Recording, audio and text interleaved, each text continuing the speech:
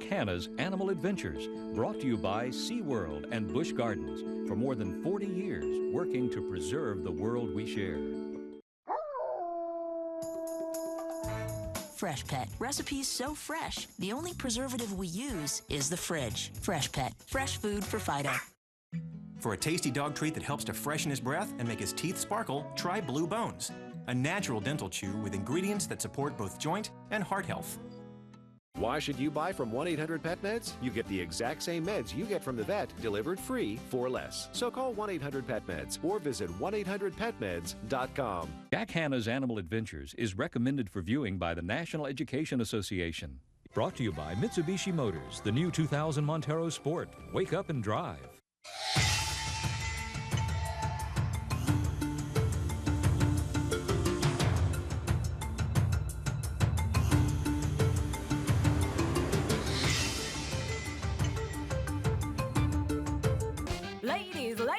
Ladies, if poker is your game, step right up to the Ladies No Limit Hold'em tournament at the Fort. So ladies, when you come to play on August 26th, you can get 5,000 chips for just $60 and sweep the prize pool. If you're all in with 51 or more players, first place takes 30% with up to 10 winners in the pool. With a smaller group, first place walks with 40%. Come one, come all, your table is waiting. Play for peanuts and win. Call 1-800-THE-FORT and gamble responsibly. Fort McDowell Casino. Winners call it home. Hey, Jim, what you got there? Come see. Welcome to the bunker. It's been a long time coming, but the vegetable garden is starting to show some promise. Chickens generate the electricity, and Bessie and T-Bone are the dairy and protein supply. Why didn't you just go to Honeyville? Emergency preparation can be easy, and Honeyville can help. Visit us online for store locations and coupons. What do you do about the manure?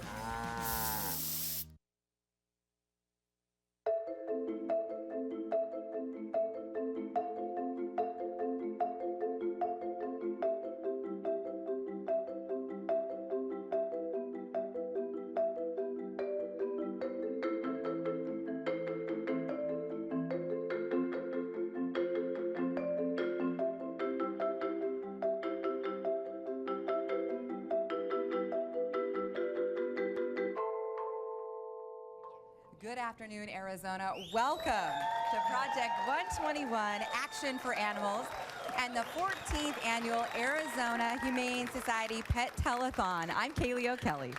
And I'm Brittany Shipp. We are so excited to be here, almost excited as Gizmo is right here. We're going to be doing a whole lot of good for the community, and we are really going to call on your help today. So we're pretty excited over the next 3 hours. Oh, yes, it is going to be exciting. Hi, everyone. I'm Tess Raffles alongside this very handsome gentleman. I'm Guy Collison, Executive Director for the Arizona Humane Society, and welcome.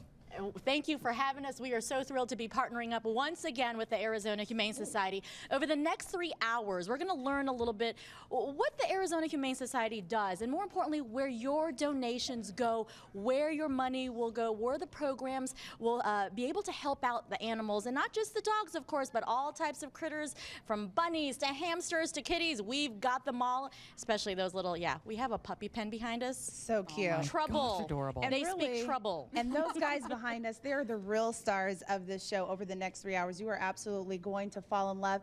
And everyone that comes in here, every animal, he or she deserves the best care possible. And the Humane Society helps deliver that. And that's really why we're here today. Oh, thank you. I got a kiss. All right. They're such sweeties. Having had the opportunity to visit the Arizona Humane Society, you're going to learn so much about this organization.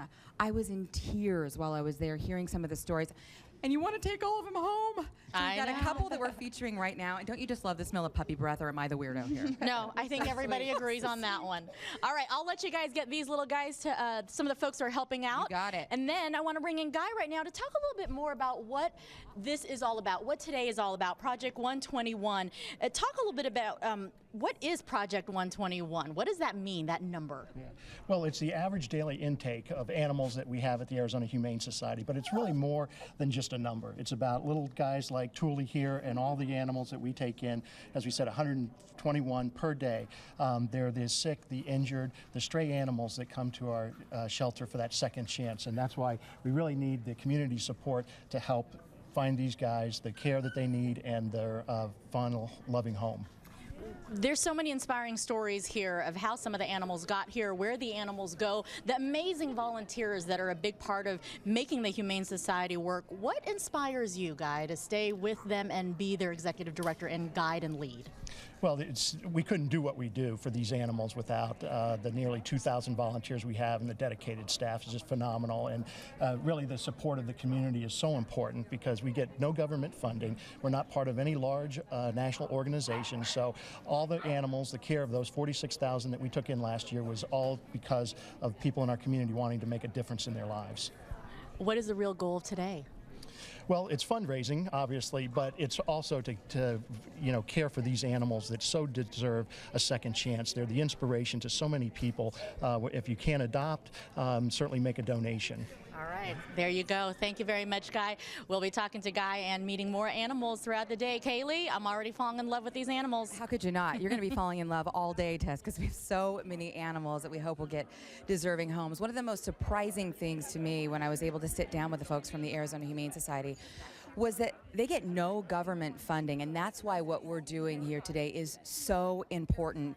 Everything the animals need is funded by donations from people who care, people like you. So I want to go through some of the dollar amounts and give you an idea of exactly where your money will go. A $25 gift will provide life-saving supplies for one emergency animal medical technician to help an animal suffering from severe trauma. $50 helps to provide vaccinations, food, blankets, and toys for 2 animals for a week. In fact, if you take a look at your screen here and we go through some of these numbers, 121 helps to spay or neuter 1 cat and 1 dog, helps to fight pet overpopulation, which is really the issue here. 300 covers the average cost to care for 1 animal until he or she is adopted.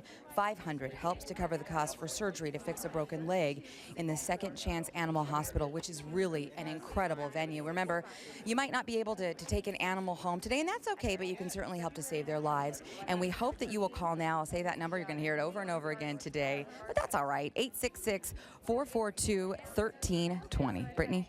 All right, I might be in the happiest place in Phoenix. Take a look right here. It's the Heal Science Diet Puppy Pen, complete with an adorable Project 121 playhouse, and that was created by Playworks. It is just so cute to look at these little guys having the best time. And we just want to send a big thank you to Heal Science Diets for being the exclusive pet food sponsor of the Arizona Humane Society. Heal also provides food for the animals in the AHS shelters. Hill's Science Diet is also helping us raise money today for the next hour. They are matching all donations up to $10,000. So if you want to donate, we really hope you do. You can do that at our website at azhumane.org, or you can call the number, which is 866-442-1320, 866-442-1320. So these little guys are so cute. I could probably stare at them all day. Kaylee, so we'll send it over to you. I know you're hanging out in the phone bank where I'm sure those phones are going to be ringing off the hook. Going to be ringing. They're ringing. Are they ringing Yeah, already? we're just going to continue to give this number out.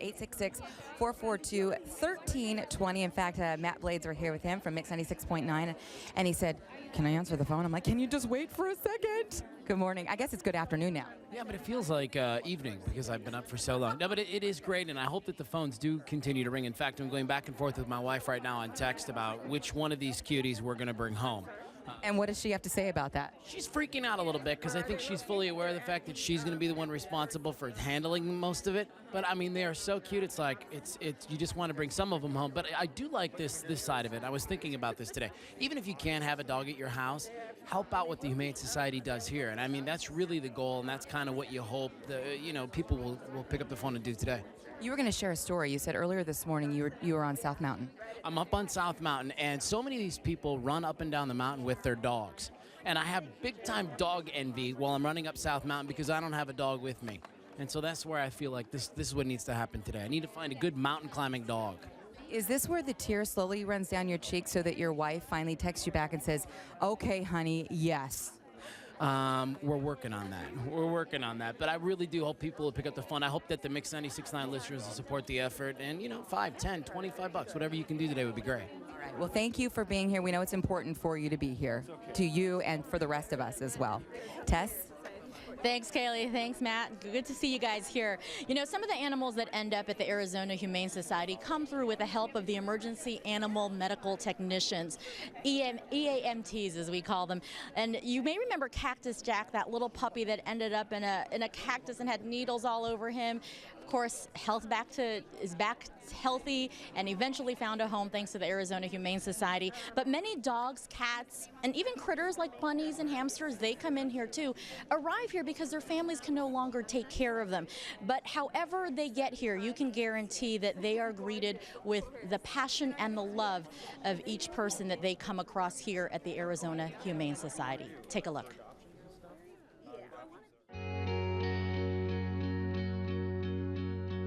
Well, I think the greatest thing about animals is that they do teach us some lessons. You know, they have unconditional love.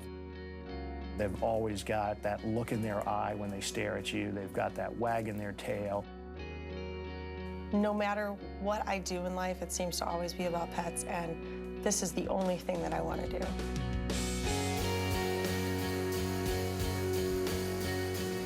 Cat volunteers tease me because I love the dogs. I tease the cat volunteers. We all have the same passion. We love what we do, and our reward is seeing that dog, cat, or critter going out the door.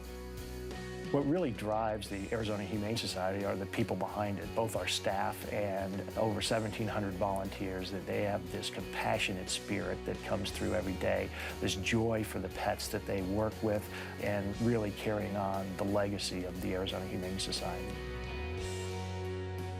It's not uncommon when someone has a break in the day for one of the employees to just go into a kennel and sit with a dog and pet it. I notice that almost every day where someone is going out of their way to do something sort of beyond their job to give them love and compassion. Our biggest challenge is really the number of homeless animals that come to the shelter every year. This past year was more than 46,000. 46,000 animals a year. That number is so difficult for people to comprehend. Unless you're here in it day in and day out, I don't think that someone understands really what 46,000 animals looks like. Once you realize how bad the problem is, then you can't close your eyes to it. I work in the admissions department. It's the front line where animals are brought into us in a variety of ways for a variety of reasons. From the minute our doors open in the morning, there's already a line of people usually waiting to come in to surrender their animal. Most times it's, standing room only. This shelter is available to everybody who needs to surrender their animal. And it doesn't matter how old the animal is, it doesn't matter what physical condition it's in, we will turn no one away. In admissions, we've seen quite a few things. We've had stray chickens brought in. We've seen turtles come in with a microchip. Even the rats and the mice, I like them too. Some of them are so friendly. A lot of times my friends will say to me, how can you go in there and see all those dogs and all those cats? And it's really easy. I think this is one of the best places for a homeless animal to be. It's not a sad place, it's a happy place. They're treated with care, love, respect. From the minute they come in this door, every human they come in contact with loves animals. One of those people that loves animals very much is Shannon Valenzuela. She is the director of shelter operations. You mentioned in that story 46,000 animals. Just hard to fathom that amount. And even this past week has just been, unfortunately, an awful week for animals that are being brought in. It has. This past week we've taken just shy of 1,200 animals just this week, and that averages 171 a day. So, it's just, and little kitties like this right now, it's our kitten season and our cat season, and we're just receiving them by the hundreds every day.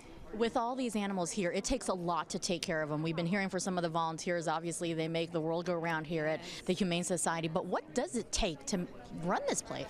Oh, it takes compassion. It takes a lot of volunteers, a lot of staff. Last year alone, 75,000 pounds of pet food. Yes, and a lot of time, dedication, 365 days a year, we're here for our babies. You're here to give them that second chance in life. Absolutely. That's our goal, is to find homes for all of our wonderful babies that come to us. And I know folks are watching this and they're seeing some of the animals already wanting them. Barbie's available this afternoon. Yes, Barbie is. She's a 5-month-old, beautiful domestic short-hair kitty, and she will be available today at 4 o'clock here at our Campus for Compassion. So please come down and bring her home. Shannon, thank you for all the work you do to make this place go round and round. Again, Shannon talking about 75,000 pounds of food. Imagine the cost for that alone. That's why your donations are so important. Pick up the phone right now, dial that number, or go ahead and donate online. Brittany? If you are looking at one of these sweet little faces, hoping that you can just adopt another animal, but you know you can't, there's still a way that you can help out. You don't have to take one of these puppies home to save a life. You just have to care enough to give. And thanks to Hill Science Diet, your dollars will go even further to help the animals if you donate today. Either call or you can donate online. That phone number is 866-442-1320, and that's because Hill's Science Diet is matching all your donations on our website up to $10,000. So that is pretty impressive and very generous of Hill's Science Diet. And look at these faces. They are just so cute. Each animal deserves a great place to call home. And they like my cue cards, too. I think they have a little snack here, Kaylee, so we will send it back to you over there. I have a feeling you might get knocked over there at some point. I'll get knocked out with cuteness is what it is. Yeah, right?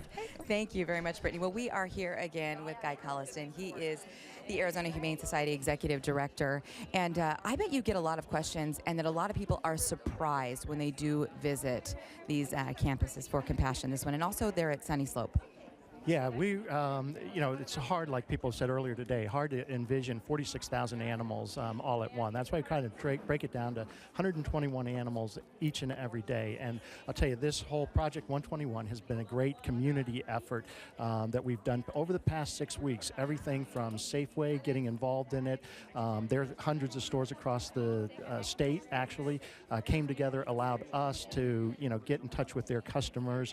People that have done our virtual pet walk didn't have to walk at all. All you had to do was go online and have people raise money. So it's been a really great way for the community just beyond today. For those of you tuning in, it's really great that you have a chance to make a donation, but many that may not be watching today are not able to have that 6-week opportunity to still contribute to this cause. I think so often, too, there are some choices when it comes to where we donate our money, and so many people hope that when you make a donation that money will stay right here in the community we live in, and that's another value-added bonus in what we're doing here today.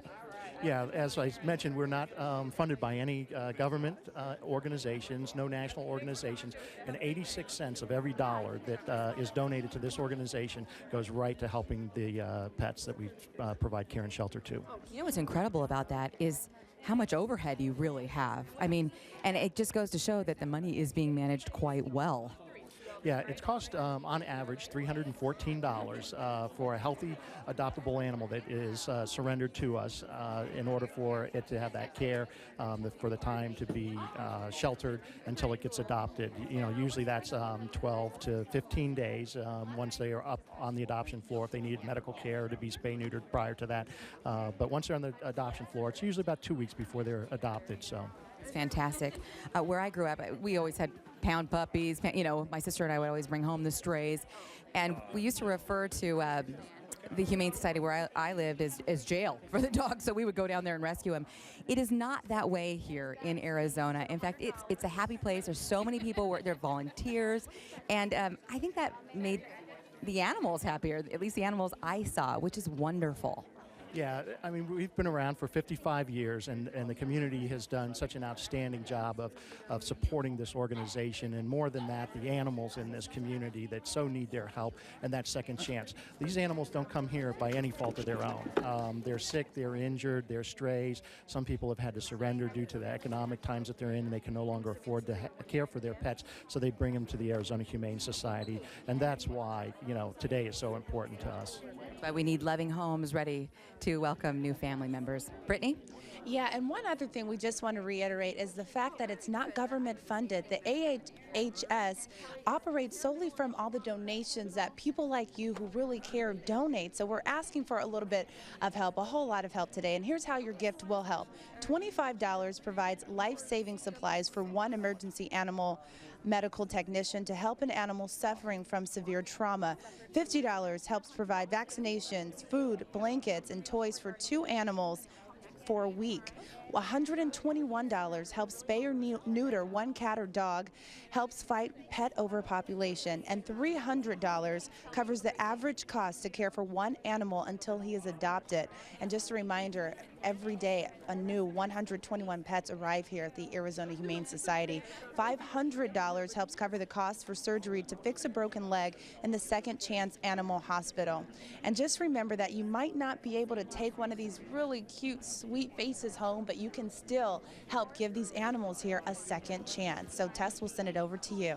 All right, thank you very much, Brittany. You know what, the Arizona Humane Society's EAMT, again, that's the Emergency Animal Medical Technicians, they just do amazing work, and their program is really one of a kind. You may have seen them on TV because they've been featured many a times. And whether there is an animal in need, whether it's in a wildfire or maybe stuck in a drain, stuck in a tree, you've seen those types of stories. Our pet paramedics are ready to ride to the rescue. Take a look. The Arizona Humane Society's Emergency Animal Medical Technician Program was the first of its kind to bring compassionate care to homeless animals in our community. Pet paramedics, also known as EAMTs, treat animals where they need it most, at the scene of an injury or abuse. At the Humane Society, all the EAMTs were all trained in treating animals in the field. So we carry a medical bag where we can set an IV catheter, we can give fluids and some medications to help them on the journey back to the shelter. We can stabilize them. I've seen all kinds of neglected and abused animals, and we do all kinds of rescues, animals that get hit by car, animals stuck in engines or up in a tree. The Arizona Humane Society is also the designated responder for the entire state during natural disasters and other emergencies. So when wildfires threaten homes and pets, EAMTs are there to provide care for pets and peace of mind for their owners. But when owners turn against their animals, EAMTs are also on the scene. We are contracted with the City of Phoenix and Scottsdale to investigate animal cruelty. My main job is an investigator. So I go out every day and check on animals being neglected, no water, no shelter, and a lot of medical non-treatment cases. This little guy is one of my most current cruelty cases. I seized him and 6 other dogs from the owner. She was actually starving them. They were tick infested and living in filthy conditions. So I seized the dogs from her. I am pursuing cruelty charges, and the dogs are all doing great. Animals brought in from the field come to the Second Chance Animal Hospital, a state-of-the-art emergency and trauma unit for animals. Dr. Nancy Bradley is the Arizona Humane Society's medical director and also is a forensic veterinarian. Our Second Chance Animal Hospital, we do a lot of cruelty investigations with our EMTs. We want to take this person to court because first and foremost here at the Arizona Humane Society, that's what we're here for. We want to prevent cruelty to animals. We're here to facilitate get animals into wonderful forever homes. There you go. I keep coming back for this little guy, you know, because we got him out of a bad situation and he's going to make it, you know, and they don't all make it, but there's a lot that make it. And that's why we keep coming back for those guys, you know, and getting the ones that don't make it, at least they're not suffering anymore. Viewer donations are critical to everything that we do here, from spay and neuter to Second Chance, to the trauma surgeries that we do, to the cruelty that we do, to the EMT rescues that we do, all those types of things. Without the donations, we couldn't be here. I can't imagine us not being here and being available to do what we do. We are busy 7 days a week. We get calls every day, especially in the summertime. If we weren't here, I don't know, the animals would really suffer if we weren't here doing what we're doing.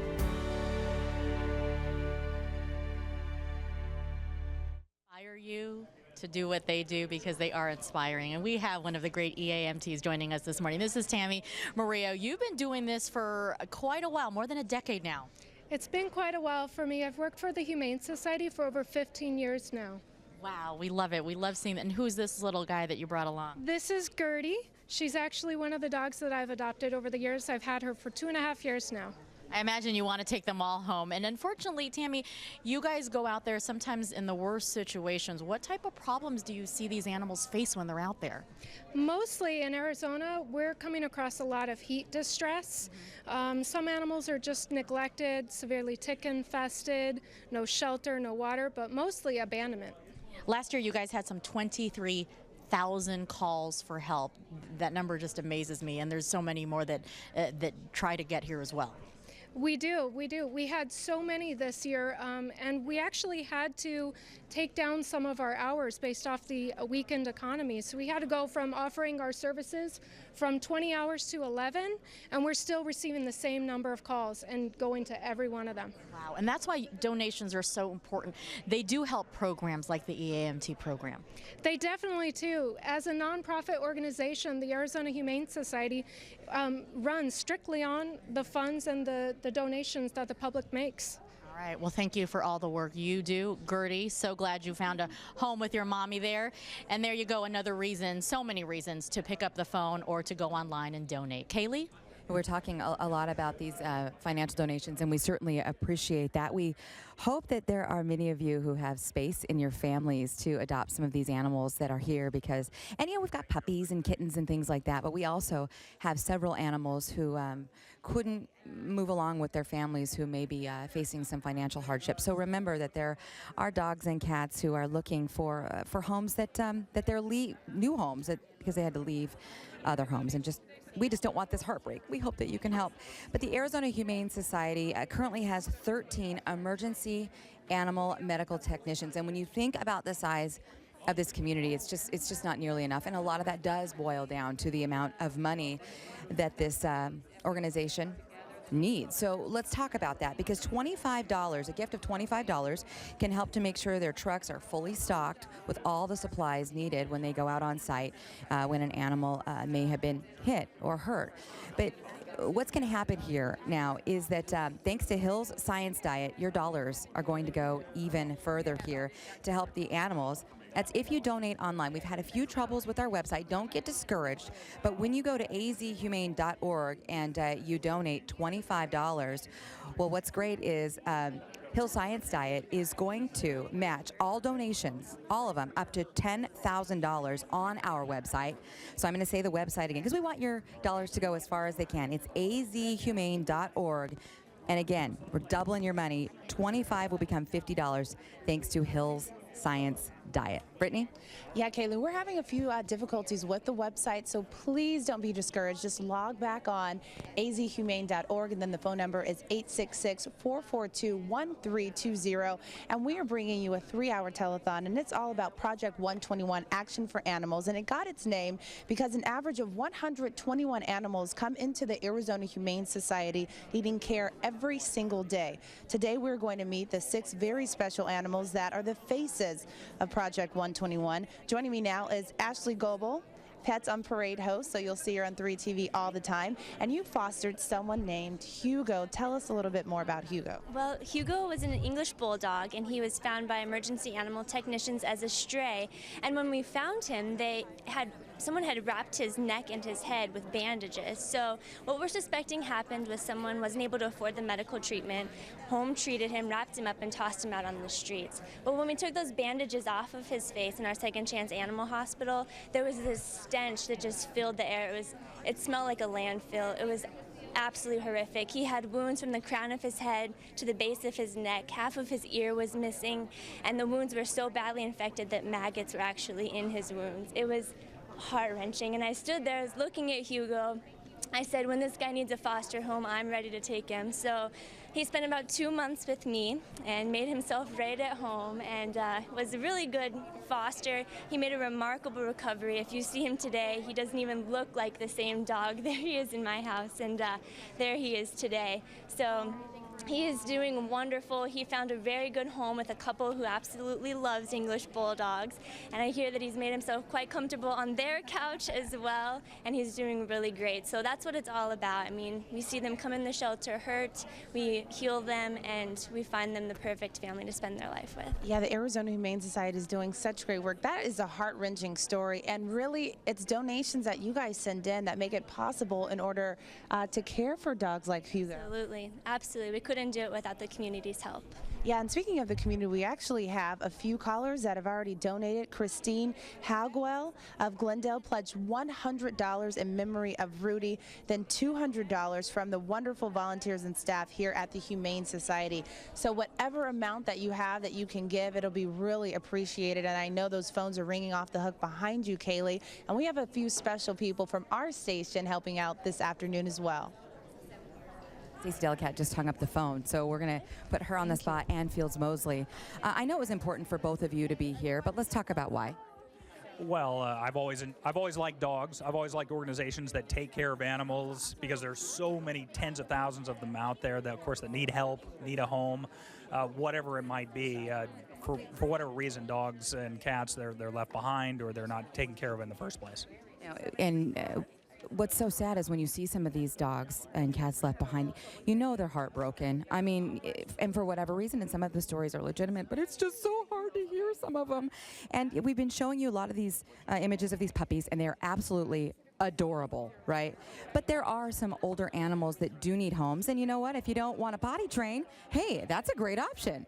Why not? I've heard that the older dogs, the senior dogs, right, they're underappreciated, but they're great too. You know, especially for us, we're always doing these stories, terrible stories, animals abandoned, the Humane Society just bursting at the seams, doesn't have enough space for these animals, and you come here and you see them, and they're so cute and so lovable, and so that's why we just hope people call in and help.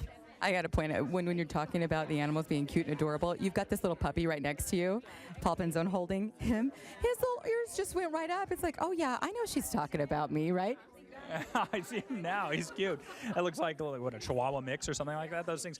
You know, the cool thing, I've been to many pounds and humane societies for stories over the years in various states, and it's the same story all over the place. There's not enough food, there's not enough space, not enough people to adopt, and so it's so important to have the money and everything to support the organization that makes sure these animals get transitioned to their next home. But I've always been amazed at how, as a person with kids, how many of these dogs are excellent family dogs. And we've always been dog people, but, you know, it goes for the cats, too. They're so many, you know, sometimes people lose a job or what, they have to let their pets go, or they're moving to a place that can't take a pet. And I've never been in that situation. I've been very fortunate with that. And I'm just glad that those kind of dogs are there. If you're looking for a family dog, I've raised a couple of dogs from puppies.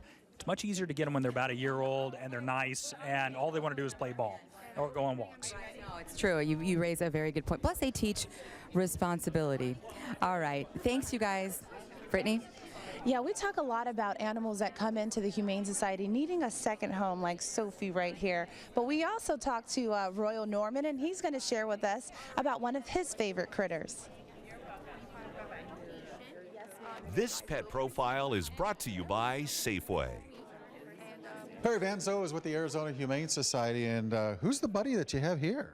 Well, this is Ro, and we call Ro a Florida White mix, and she was originally bought from a breeder, and then her new family had her and became allergic to her and just couldn't keep her. Yeah, that's kind of weird, rabbits and allergies, but I guess it happens with all animals, doesn't it? Actually, it does. You can be allergic to just about anything, so you always have to be careful about that when you're adopting. Now, a hopeful heart, what does that mean? Well, a hopeful heart is any animal that's been with us for 30 days or more, and hopeful that they're going to find their forever home, just like Ro here. So now when you have a rabbit, there's a little bit of different concerns than, say, a dog or a cat, correct? Exactly. Little skittish animals of prey, you know, they're a little anxious, so you have to be careful. Probably not the greatest animals for very, very small children, but great family pets, though. But Ro's doing great right there. Fantastic. Yeah, that is fantastic. All right, well, we want to get everybody involved in our telethon today. 46,000 animals come to the Humane Society every year, and you don't have to adopt to be able to help out. Yeah, you can just donate. It's very, very easy to do. Just give us a call or get online, donate now, and help an animal like this get 30 more days. So give us a call. Hi, I'm Pat McMahon, here with my best furry girl, Bijou. When we get done here today, Bijou's going back home with me. But not every dog is as lucky as Bijou. Right now, there are hundreds of thousands of homeless animals sitting in shelters here in Arizona. All of them deserve a second chance at life in a home of their own. But the fact is, there aren't always enough homes to go around. Pet adoption is single-handedly one of the most wonderful things people can do to save a life, while enriching their own. But you don't have to adopt in order to save a life.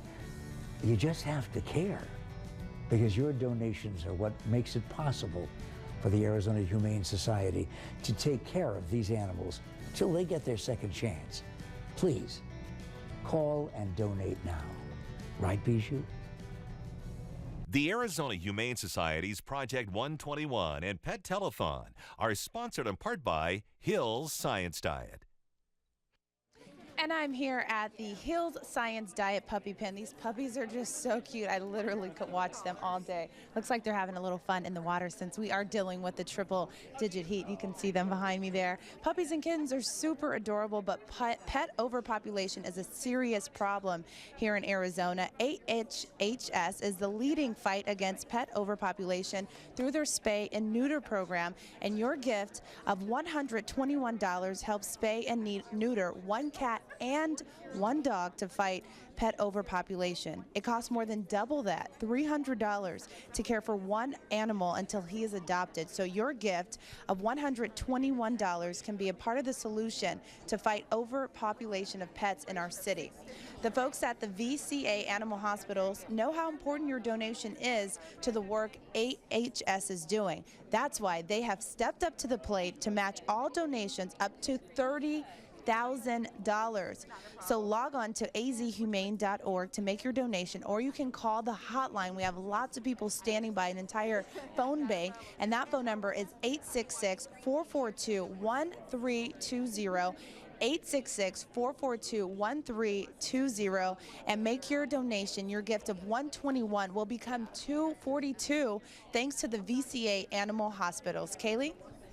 Thank you very much, Brittany. We are so excited. I've got Terry here with Schnebley, and Schnebley is adorable, although he's playing hard to get here from the camera. Okay, I'll turn around and let everybody take a look at me. But again, Schnebley among lots of animals here looking for great homes. We want to say thank you to several folks who have been calling in and pledging. Susan Garvey, she's from Scottsdale. She's pledged $25 for all the creatures, great and small, she says, and she says, God bless them all. Mrs. Janito Ramasiato, thank you for calling in. You've donated $25 in honor of her AHS dog, Taz. How awesome are you? Barbara Merner, she's a monthly donor for 5 years. She owns 2 rescued Siamese cats, and today she is donating $25.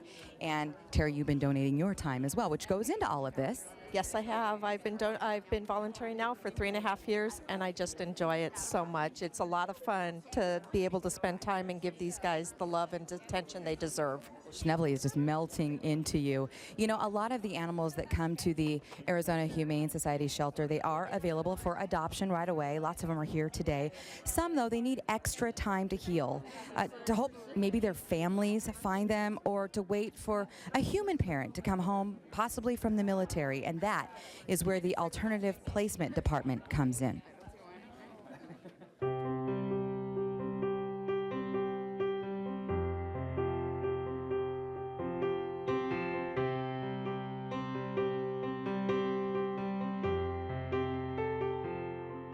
Each year, the Arizona Humane Society sees tens of thousands of homeless pets make their way into our shelter. However, they are not always ready to be placed for adoption. Some are lost, some are sick or injured, and some have loving owners who are temporarily unable to care for their pet. That's where the Arizona Humane Society's Alternative Placement Department steps into action. The Alternative Placement Department works with foster homes, rescue groups to help animals that just aren't quite ready for adoption. The alternative placement staff at the Arizona Humane Society wears many different hats.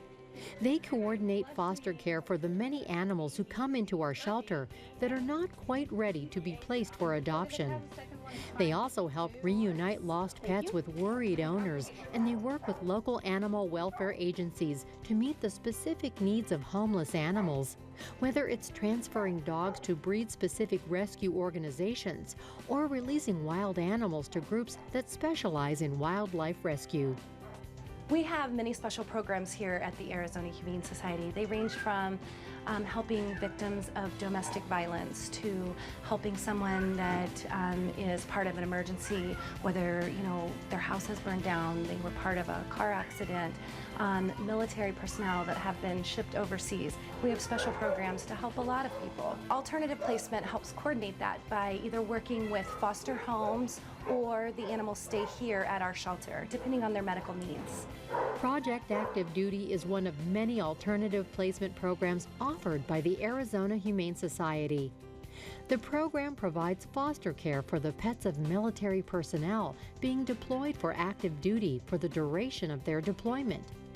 Military pet owners are provided updates on their pet's well-being and can talk directly to the foster family caring for their pet. I was in the military for 20 years myself, so I know what stress and whatever that the service people go through when they're planning a move and whatever, and that's just one less problem that they have to worry about, having one of their loved ones, being taken care of. Makes you feel good, that you can help out. Driven by a compassionate spirit and kindness, the alternative placement team at the Arizona Humane Society is dedicated to helping pets and their owners in difficult times, no matter what the situation. In the spring and summer, we can have between 150 and 300 animals a day coming into our organization, and the alternative placement department plays a role with that by helping us get animals into foster care, rescue groups for animals that just aren't quite ready for adoption. From programs like Project Active Duty, to coordinating disaster relief efforts for pets, to working with local adoption partners, alternative placement is one more example of how the Arizona Humane Society works to give every pet a great life. There is so much more that we can do, but we need your help.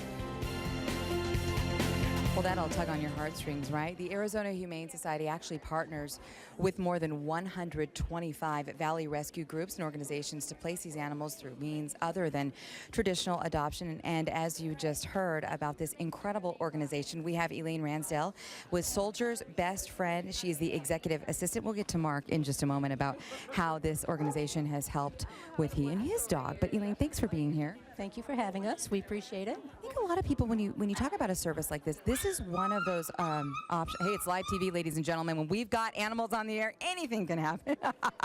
Break it up back there, kids, would you? All right, so talk to me a little bit about Soldier's Best Friend. And, I would imagine we piqued some curiosity out there about this. I certainly hope so. When soldiers come back with post-traumatic stress disorder, PTSD, and or TBI, a traumatic brain injury, sometimes they need help.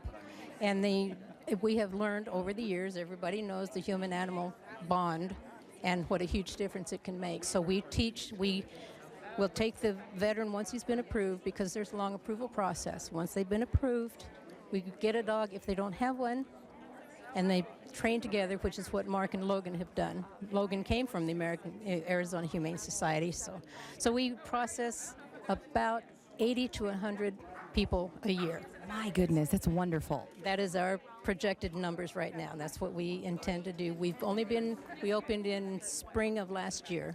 Well, thank you for giving back. It's our pleasure. It's wonderful. I want to bring Mark Heimkiss in, and he is a veteran. You've got Logan with you. You can speak directly to this. I mean, to how important this organization has been to you personally. Yeah, the organization really helped me and a lot of other veterans in the organization. Most post-traumatic stress or traumatic brain injury people, we don't go out, we get reclused. Some of the injuries that we have in the brain creates that for us. So the dogs really help to get us out. We train them to do different functions when we're out, to keep people away, to block for us, and things of that nature. So it works really well for us. It's beautiful. My father was diagnosed with PTSD, and the bond he has with his dog, I mean, nobody's come in between them. It is really special, isn't it? It is, and like I say, the dogs really work for us when we're out there. That's not just a patch on the vest. They actually perform functions for us, and it's really, to me, it really allows me to go out more. I was recluse for 3 years until I got the dog. They really do have a keen sense of knowing that feeling. They're so therapeutic. I know that you want to make an announcement here, a presentation. Come in a little closer. All right, what are we doing here, Elaine? First of all, Logan is one of many of the animals. We've gotten about 20 animals from rescues, such as Arizona Humane Society. Logan is one. You'll see another one later. But in appreciation for what they have done for us, we have this plaque. In appreciation for what they have done for us. It's a certificate of appreciation. I'm going to hold it up so the folks at home can see this. This is wonderful. Awarded to the Humane Society on this 25th day of August, and that would be today, in appreciation for everything you have done for us. We appreciate it very much. Well, thank you very much. And you know what? Thank you for your service. We appreciate it. Selfless. Tell your father hello. He's watching. Hi, Daddy. Thank you so much. Train his dog into a service dog. We'd love to have him. Okay, I will. I will. He will love that. Thank you. And thank you, Logan. All right. Logan went through the program in about 4 months. I would say that's a very smart doggy. Thank you so much. All right, we've covered the dogs. Let's check in with the kitties and Tess Raffles. Hey, Kaylee, you know what? The Arizona Humane Society has over 1,800 volunteers. 600 of them are fosters. And joining us today is a very special foster volunteer. We have Margie Abril. Margie, tell me how you got involved. It's actually through your son, Chris. Yes, hi. My son, Christopher Abril, was a volunteer here. He passed away March 18th, 2011. He was an aspiring veterinarian. And because of his love of the animals, he got you and your entire family loving the animals and volunteering. You fostered quite a few, and they never left your home. No, every animal that I fostered, I adopted. And not only that, all my friends and families, a total just within the last year, have adopted over 100 animals. Wow, that's amazing. We've got some other friends and family here joining us, Tanya and Kirsten. Look at this kitty, fell asleep waiting for us to talk. Who is this, Kristen? This is Simba. Simba. Oh, and Simba came from the Arizona Humane Society? Yeah. Yeah. If Chris were here, how would he feel? What would he tell those folks about picking up the phone or going online and donating, Tani? Just being very proud and supporting all the animals that need love and attention, and just being proud of his mom and his family for being here in his honor. And you can bet Chris is looking down today for sure for Project 121. Thank you for sharing your story, Abril. And now I want to bring in, if Sharon Kinsella can join us. She is actually the manager here for our volunteers at the Arizona Humane Society. And what happened to Kirby here? Well, this is Kirby. He is 4 years old. He came in as an injured stray with 2 broken legs. So he's been in foster care with his foster mommy for a month. And he'll probably have another several weeks to go until he's ready to come back and go up for adoption. And those foster families do help these dogs and cats and other animals get back to health, and they're just so vital in the program for the healing for these animals. Oh, absolutely. We could not exist without our foster volunteers. They build a bridge to the adoption floor for the thousands of animals who come in who need an extra special hand getting to the adoption floor. So the little tiny babies, the injured animals, sick animals, our foster volunteers really are the glue that holds everything together. And I found out you only have to be 16. Tani's ready to do it, right? Oh, yes, for sure. Definitely. If folks are interested, you guys are always looking, because I know some 300,000 hours of volunteer time was put in to foster. We are always looking for more folks to help. And 300,000 hours actually refers to our shelter volunteers as well. And so 16 is the age limit to volunteer and 18 to foster. Okay. Yeah. There you go. Thank you for clearing that up, Sharon. Good luck to you, Kirby. Kirby will soon be all healthy and ready to go home. Absolutely. Okay, we appreciate it. Thank you. Kirby's just too cute. Brittany, we're definitely taking animals home. I don't know how we're going to get away with this. I know. They are just so cute when you look at their faces. And we want to give a special thanks to the VCA Animal Hospital for matching donations right now. Your gift of $50 provides vaccinations, food, blankets, and toys for 2 animals for a week. And right now, if you donate, thanks to VCA, your $50 will become $100. So make sure you call in at 866-442-1222 1320 or azhumane.org. That's the website. And Stacy Delicat from 3TV and Fields Mosley, they're busy taking donations. You got how much, 250? I got a 250, I've got an 880, I've got some pretty generous donations. Yeah, and the woman who called in with 880, Isha Salimovich, I think was her name, this 880 she has collected in recent weeks from her friends and neighbors, collected these checks all ready to send them in, and it was such a generous amount, so we really thank her for that. I got another lady, Leslie Savage, who also volunteers with the Humane Society. She donated 250. These are amazing stories we're hearing. Fields, you got to step it up. I want a good donation out of that one. All right. Okay, so next we want to bring in Ashley Goebel. She's with our Pets on Parade host, and we have a really famous star with us here, and that is Cactus Jack. He became an international star because you tell the story. All right. Well, it was just a normal morning for a couple here in Phoenix, and they heard some puppy whimperings over their fence. So after peeking over, they discovered little Cactus Jack covered in cactus spines and actually stuck to a cholla cactus. So our EAMTs were called out to the scene. They pulled so many cactus spines off of him that it nearly filled a 5-gallon bucket there. And then after they kind of stabilized him, they raced him to our Second Chance Animal Hospital. And the veterinarians finished picking all those cactus needles out of his skin, and he made a remarkable recovery. We had him on stray hold for about 3 days. No one came to claim him. So we put a plea out for adopters, and sure enough, 70 people came down to our shelter, and Sarah here was the lucky one that ended up adopting him. So. You were the lucky one that got to take Cactus Jack home. And tell us, what is it about Cactus Jack? He's really excited to be on TV. What was it that did your heart just reach out to him and you just said, I have to have that dog? His story, but most of all, how happy he was no matter them taking out the thorns. He's always been a very happy dog. Yeah, he looks really happy right now. And so how has he helped change your life? He's inspiration as in making it no matter what happens and how hard things may be. There's always another day to look forward to. It's just so cute to look at. I know he's a handful right now, but Kaylee, we're going to send it over to you. But it's just great to see the recovery process of Cactus Jack, and just knowing, Kaylee, that he has found his forever home with Sarah. You know, it is really truly just one of many stories happening at the Arizona Humane Society. We're excited because you may not know this, but some organizations really go the extra mile to make sure the animals with the Arizona Humane Society are given the best care. And we've mentioned this company a couple of times today. Hill's Science Diet is one of them, and we're going to get to you in a moment. But I want to bring in Linda Parkes. She is with the Arizona Humane Society. She is the board chair. How are you? I'm great, thank you. I'm glad to be here. And we're glad to be here as well. But let's talk about the importance of an organization like Hill's Science Diet. Yeah, Hill's Science Diet has been a longtime partner of the AHS. Just last year, they donated more than 75,000 pounds of food to feed our more than 46,000 animals that came through our shelter doors. That is astonishing, and to learn. I mean, when you think about how many humane societies and animal shelters there are across the country, to be chosen here in Arizona for something like this is incredible. And you're doing this exclusively. Yes, we're the exclusive provider for the AHS. And her name is Christy Richard, by the way. She is with Hill Science Diet. We're going to get to a presentation, and we've got Guy Collison here if you're just now joining us. He is the executive director of the Arizona Humane Society, and I can only imagine you're excited about what is about ready to go down.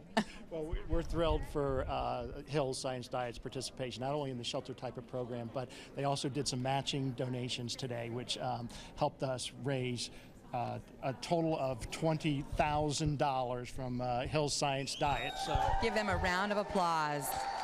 This is absolutely wonderful. This is going to go very far. Yeah, and it's all to help dogs like Chloe right here, who's a 5-year-old German Shepherd, and unfortunately came to us as an owner surrender because her family simply moved and they could not take her with them, and so she ended up here at the Arizona Humane Society and is looking for that next loving home. Can I just tell you, she is a beautiful dog, and she is so even-keeled. Although I got to tell you, we know that dogs are a little scared of cameramen, and she's still doing well. Tess, hopefully somebody will take her home.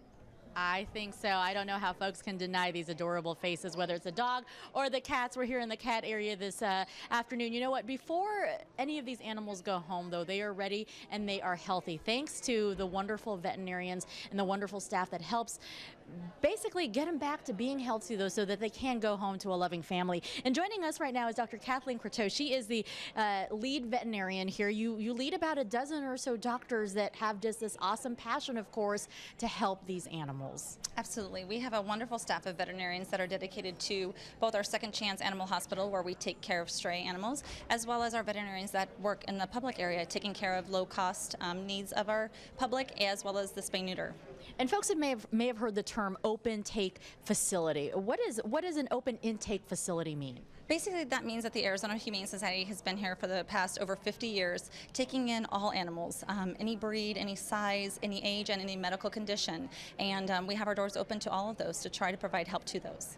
And sometimes animals come in such an awful condition that they need to be isolated. So you have something very special called an isolation ward, which was actually created thanks to a specific donation a couple of years ago. Absolutely. We're actually an AHA accredited hospital, which is the American Animal Hospital Association, and they do have specific requirements and guidelines for these animals. And they do establish an isolation area where we can remove animals that have contagious disease and put them into a completely separate building where we can gown and put on little booties and gloves and make sure that we don't carry any contagious disease from our healthy animals and our sick animals. So we don't allow any intermingling between those two populations. Because we know disease can also spread, and you guys have to be careful in every matter, of course. And it helps both dogs and cats? Absolutely. We have an isolation area, which is a completely separate building with a separate ventilation. And we have dogs. We can house up to probably 18 or more dogs in that area. And then up till the past 2 years, we were able to house about 20 animals or so.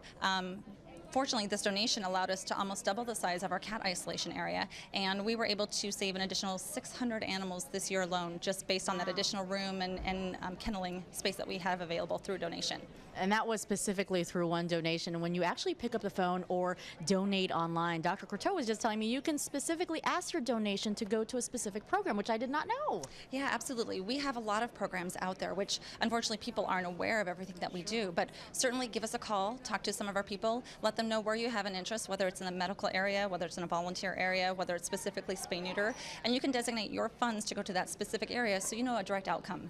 Dr. Croteau, that's why we're doing this telethon, is to let everybody know the great work you guys do. Thank you so much. We appreciate it. I don't know what, you don't need an excuse. People, pick up the phone already or donate online. You have plenty of reasons that you've seen over the last hour or so. Kaylee? Thank you, Tess. I like that. By the way, if you need that phone number, it's 866-442-1320. We've got Humane Eddie here. He's stoked. Yeah, I know, right? Can we give him a round of applause? We've got a lot of people here. We've also got Schnebley here hanging out in the arms of Guy Collison, who is the Arizona, I love the spirit here, who is the executive director here at the Arizona Humane Society. Want to read off a couple of folks who have called in because we really appreciate this. Bob's Lembo of Florence has pledged $25 for his Chihuahua named Kiwi, so thank you for that. Joseph Martinez donating $30 and says his dog Mac is watching TV. I would imagine Mac was going, come on, give some money, Daddy. And then Richard Truxell donating $25 in honor of Angie, a rescue from the Arizona Humane Society. So it is this organization and this community working together to make these differences. And we certainly love seeing all of the animals here today. We're learning all about the services that the Arizona Humane Society provide. So, Guy, you walked up, you showed me a note, and you said, what, we were hoping at around this time we'd have just over 98,000. Correct, yep. And this community has outdone themselves already, okay? We haven't even shown the numbers yet. Can we get a drum roll, please, or hear the timpani? Let's take a look at the tote board and see how well we have done, Arizona. Oh. How about that $101,256? We are just getting started. The goal for the day, $400,000. And Guy and Eddie, we continue at this pace, we could well surpass this. Well, we hope so, and for these animals like Schnebley here, and I want all the viewers and everybody who donates to the Arizona Humane Society to know that, you know, your donations are so important to us, and 86 cents of every dollar that's donated goes to animals like Schnebley right here to help care for them while they're with us here at the shelter. So we appreciate the money, and we will be very good stewards of it. Thank you, Arizona. We still got some time here. 866-442-1320. Brittany? I know we can meet that goal. I'm already so impressed with the community. And you also may think it takes a special family to adopt a special needs pet, and that's true, but what it really takes is someone who can look into the eyes of an animal and see love, and that's what happened to a special dog named Peyton. When I come here, I get so much more back, so it's almost like they're rewarding me for being there, and that's, to me, that's an awesome feeling. I know when I come here is for a purpose. I enjoy this. This kind of makes me whole. I'm so thankful to be a part of this organization because I have this passion and this drive to save animals and get them into good homes. This is Peyton. We've had her probably for about 3 or 4 months. She has 3 legs, but she runs faster than most dogs do with 4 legs. From what people said, she got thrown out of a car window. Someone that worked for the Humane Society happened to be on the highway that she got thrown out of the window on. When they took her into the hospital there, she had a broken leg, she had fractured teeth they had to extract, she had front legs that were all torn up. Matt and I had actually started looking at pit bulls. We went to go look for a dog, and I looked down in the kennel in the far right corner, and I see Peyton's little head peeking out with the cone on. And I read her story, and it was the saddest thing I've ever read. In that moment, when I found her in that kennel, I knew that she was the dog we were supposed to have. What more can you ask for? I mean, look at her. What more can you ask for? I wouldn't do anything else with my life. I think this is the most rewarding, the most challenging job that I will ever have. And I love the fact that the Humane Society gives me the opportunity to do what I love.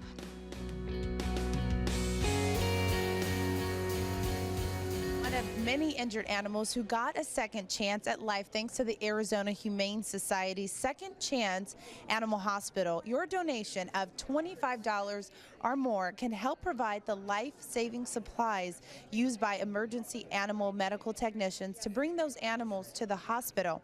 They have seen enough bad. Now let's show them some good. Please call us now at 866-442-1320, or you can visit our website at azhumane.org. And just to read a few people that have called in, Jay Kleiner is having a 69th birthday party, and instead of gifts, he's asking for donations to be made to today's telethon. Also, Megan and John Holmberg of Phoenix have pledged $2,500 and a monthly donation of $50 for their resources, Gordon and Frank, for their rescues, Gordon and Frank, and their local band friends, Volatile Mind. So we'll send it over you to Kaylee. But we are just getting some really great stories into our phone bank here of people donating, and really a large amounts of money, but any amount really counts. Kaylee. That's so true, Brittany. I'm glad you mentioned this. We've got Mike with, is this Gizmo? Yes, it is. This is Gizmo.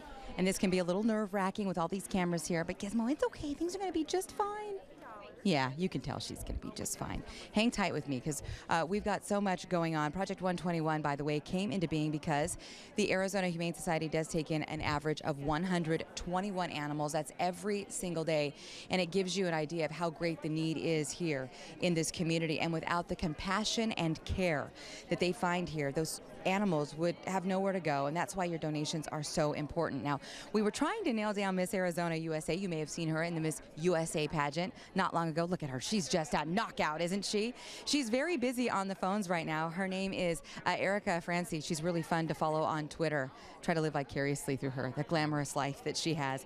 But she has been busy on the phone since we started. So write down the number, 866-442-1320. You never know, you might be able to pledge a donation with her. But want to give you an idea. $121 goes a long way, doesn't it, Mike? It certainly does. It helps the animals on a daily basis, both with food, lodging, and care. And we really need your support and help. And please give as much as you can. This can also help with pet overpopulation. We're talking about, I love these pop-up things. Hold on, I got to read what this says. Donate at azhumane.org and VCA will match it, which is fantastic. We're talking about the amount of money. 121 will help to spay or neuter 1 cat and 1 dog. Right now, if you donate online at azhumane.org, the number can double thanks to our friends at VCA Animal Hospitals. They're matching donations, you guys, up to $30,000. I'll say I know that is a big wow, isn't it, Mike? azhumane.org. Tess? All right, thank you, Kaylee. Tui is giving me lots of puppy kisses. Hi, Tui. Ooh. Thank you, sweetheart. Oh, just look at these faces, folks. Please pick up the phone. These ladies have been busy throughout the day taking your calls. We sure appreciate your donations. Trying to catch some of them. Look at this. Our very own 3TV is very proud of our Fields Mosley spending his afternoon with us. How are you, sir? Hey, I'm doing very well. This is fun. This is a lot of fun. Tell me about some of the folks that have been calling in with donations. Well, you know, I just talked to a nice lady named Ms. Guzman, and she's making several different smaller donations for all the family. They want to spread it out and donate a lot in the name of Christopher Abril, one of their family members who was in a tragic car accident. So they want to make this donation, and even the granddaughter making a donation today. So I've had a lot of people, you know, everything from $250 on down to $5, and you know, and every little bit helps, of course. And we love to talk to the people as well. It's nice to see them. And so if you pick up the phone right now, look, he's not on the phone. You may just get the Fields Mosley on the telephone. Thank you for being here. We've got good to see you too. We have our own 3TV, Stacey Delacat. She's busy on the phones. Okay, first of all, Councilman Danny Valenzuela, first of all, the last time I talked to you, you were a firefighter with Glendale. What are you doing now? I'm still a Glendale firefighter, and I'm a council member, so I serve in several capacities. Doing everything. Tell me why you're here today. Why is it important? Well, you know, I have a couple of pets, and they're family members, you know, and I have my children here with me as well, and we should all care for our pets, and Arizona Humane Society does it like no other. So. Absolutely. What kind of donations have you received? You know, a lot of $121 contributions, a lot of $10 contributions, and some larger contributions as well, but every dime counts, as we all know, and you know, the puppy in your arms, whether she knows it or not, it's going to go to a good cause, right? Thank you so much for being here today. And that is why it's so important for you to keep these phones ringing and keep the website busy. Of course, again, if you have trouble donating, we've had some technical difficulties because of all the donations, which is great to see. Keep on trying. And for little animals like Tui here, we hope you'll do it. Again, $121 can spay and neuter both a cat and a dog. So it's that little amount of money can do such a big thing. Kaylee? Tess, I am sensing a bond over there. As parents of pets, of course, we bond while they're there with us. And when they pass away, they certainly live on in our hearts. We're talking about that right now. For some of us, we want that love to continue even after we go. And what's so great about this, as far as the Arizona Humane Society goes, is there's something called their Legacy Circle. And we've got Lauren Martich here. Am I saying your name right? I'm so sorry. You are. Thank goodness. We practiced. But she is the Major Gifts Officer with the Humane Society. Good morning or good afternoon. Good afternoon, Kaylee. Thank you. And you're right that the Legacy Circle is such an important part of the Arizona Humane Society's funding. The Legacy Circle consists of those who have named the Arizona Humane Society in their final giving plans. And people do this in so many different ways. They name us in a will or a trust, as the beneficiary of a 401k plan or a retirement account. People do so many generous things, and it really benefits all of the homeless, injured, and abused animals. And we're just so grateful for our Legacy Circle. You also have something called the Continuing Care Program.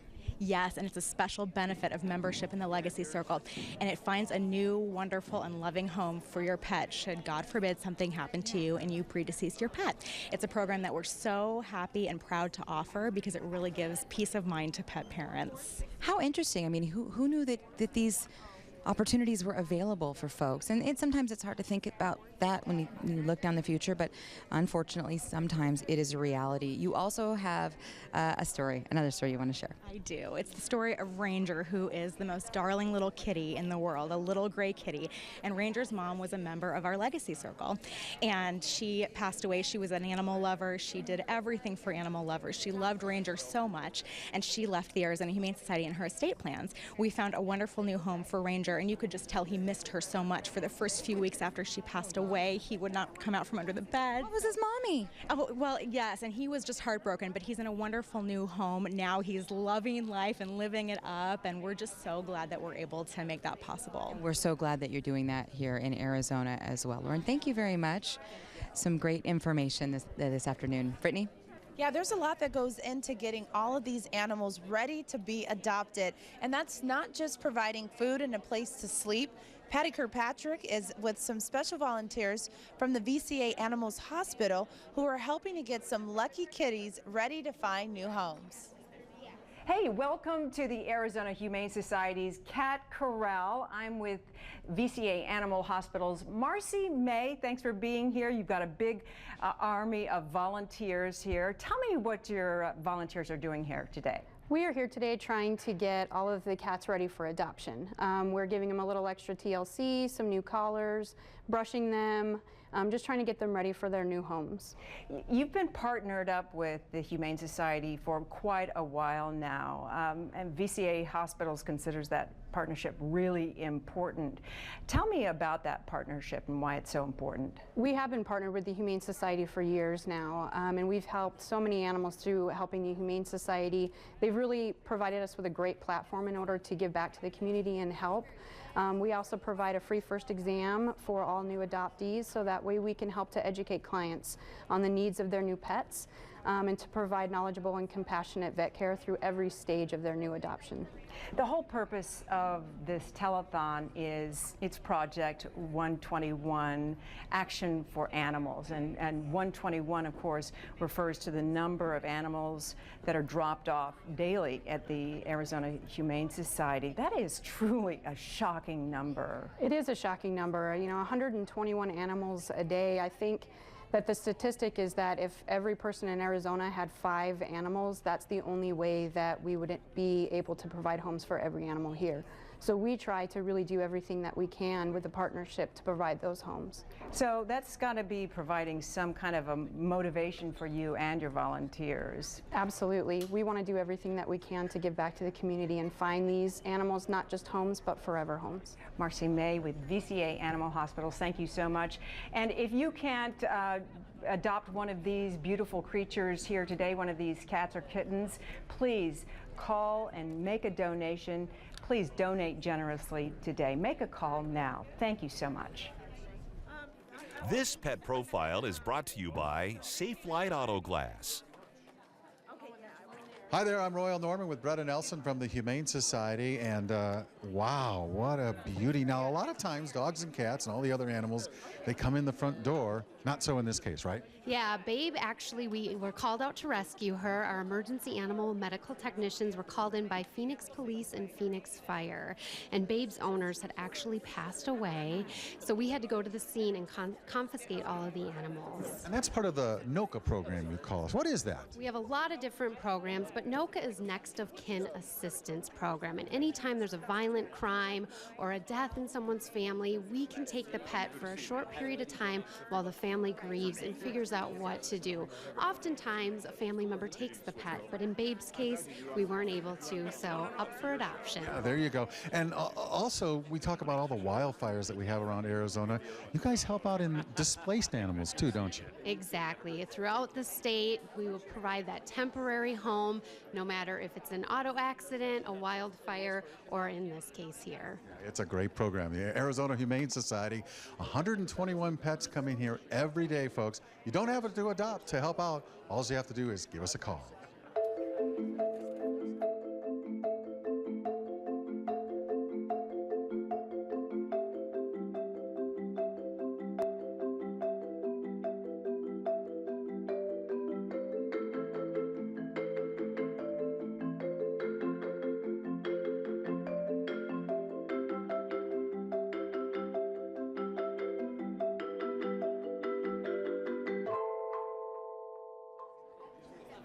The 121 animals that come into the Arizona Humane Society every day rely on your gifts to provide food and shelter they need.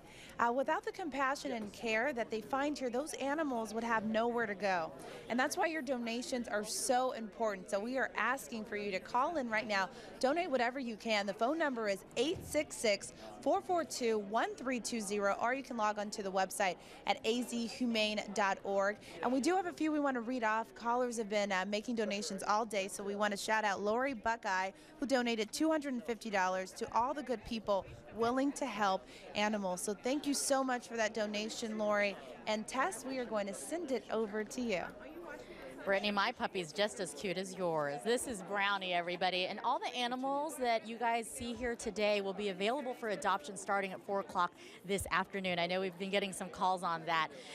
And we want to thank you also right now, Wildflower Bread Company. It takes a huge crew and a big staff of volunteers to make this telethon happen for the last few days. Wildflower Bread Company has been feeding everybody with delicious food, so thank you very much for keeping our bellies full.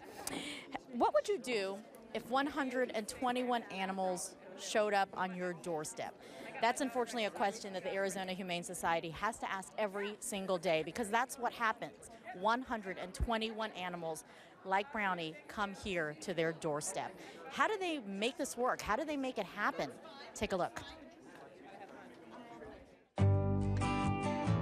Since 1957, the Arizona Humane Society has championed finding new loving homes for pets in the metro area. But our nonprofit organization goes beyond adoptions to lend a helping paw to animals in need. We safeguard, rescue, shelter, heal, adopt and advocate for animals in need while inspiring community action and compassion on their behalf.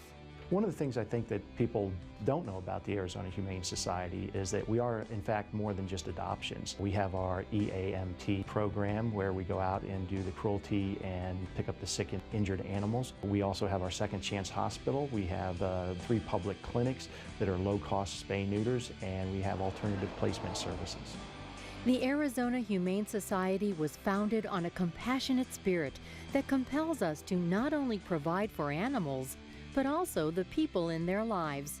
Through our public clinics, we are able to provide the community with much-needed services to help combat Maricopa County's extreme pet overpopulation crisis. It is this harsh reality that motivates us to do even more. Was a leading animal welfare organization in the state of Arizona. We're committed to ending pet homelessness that stems from pet overpopulation. And we have got a great group of staff here to do that. We are refocusing our efforts to really, in a collaborative way with the community, hopefully, to do more spay-neuters than ever before. As long as there are homeless animals, our work is not done, and our admissions department is a daily reminder.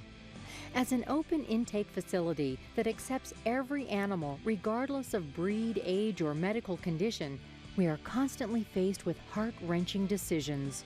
The evidence of just how difficult each day can be is no more apparent than in AHS's Second Chance Animal Hospital, a truly inspiring place. When we first started about 15 years ago in the Second Chance area, we treated a very small number of animals with the resources that we had available.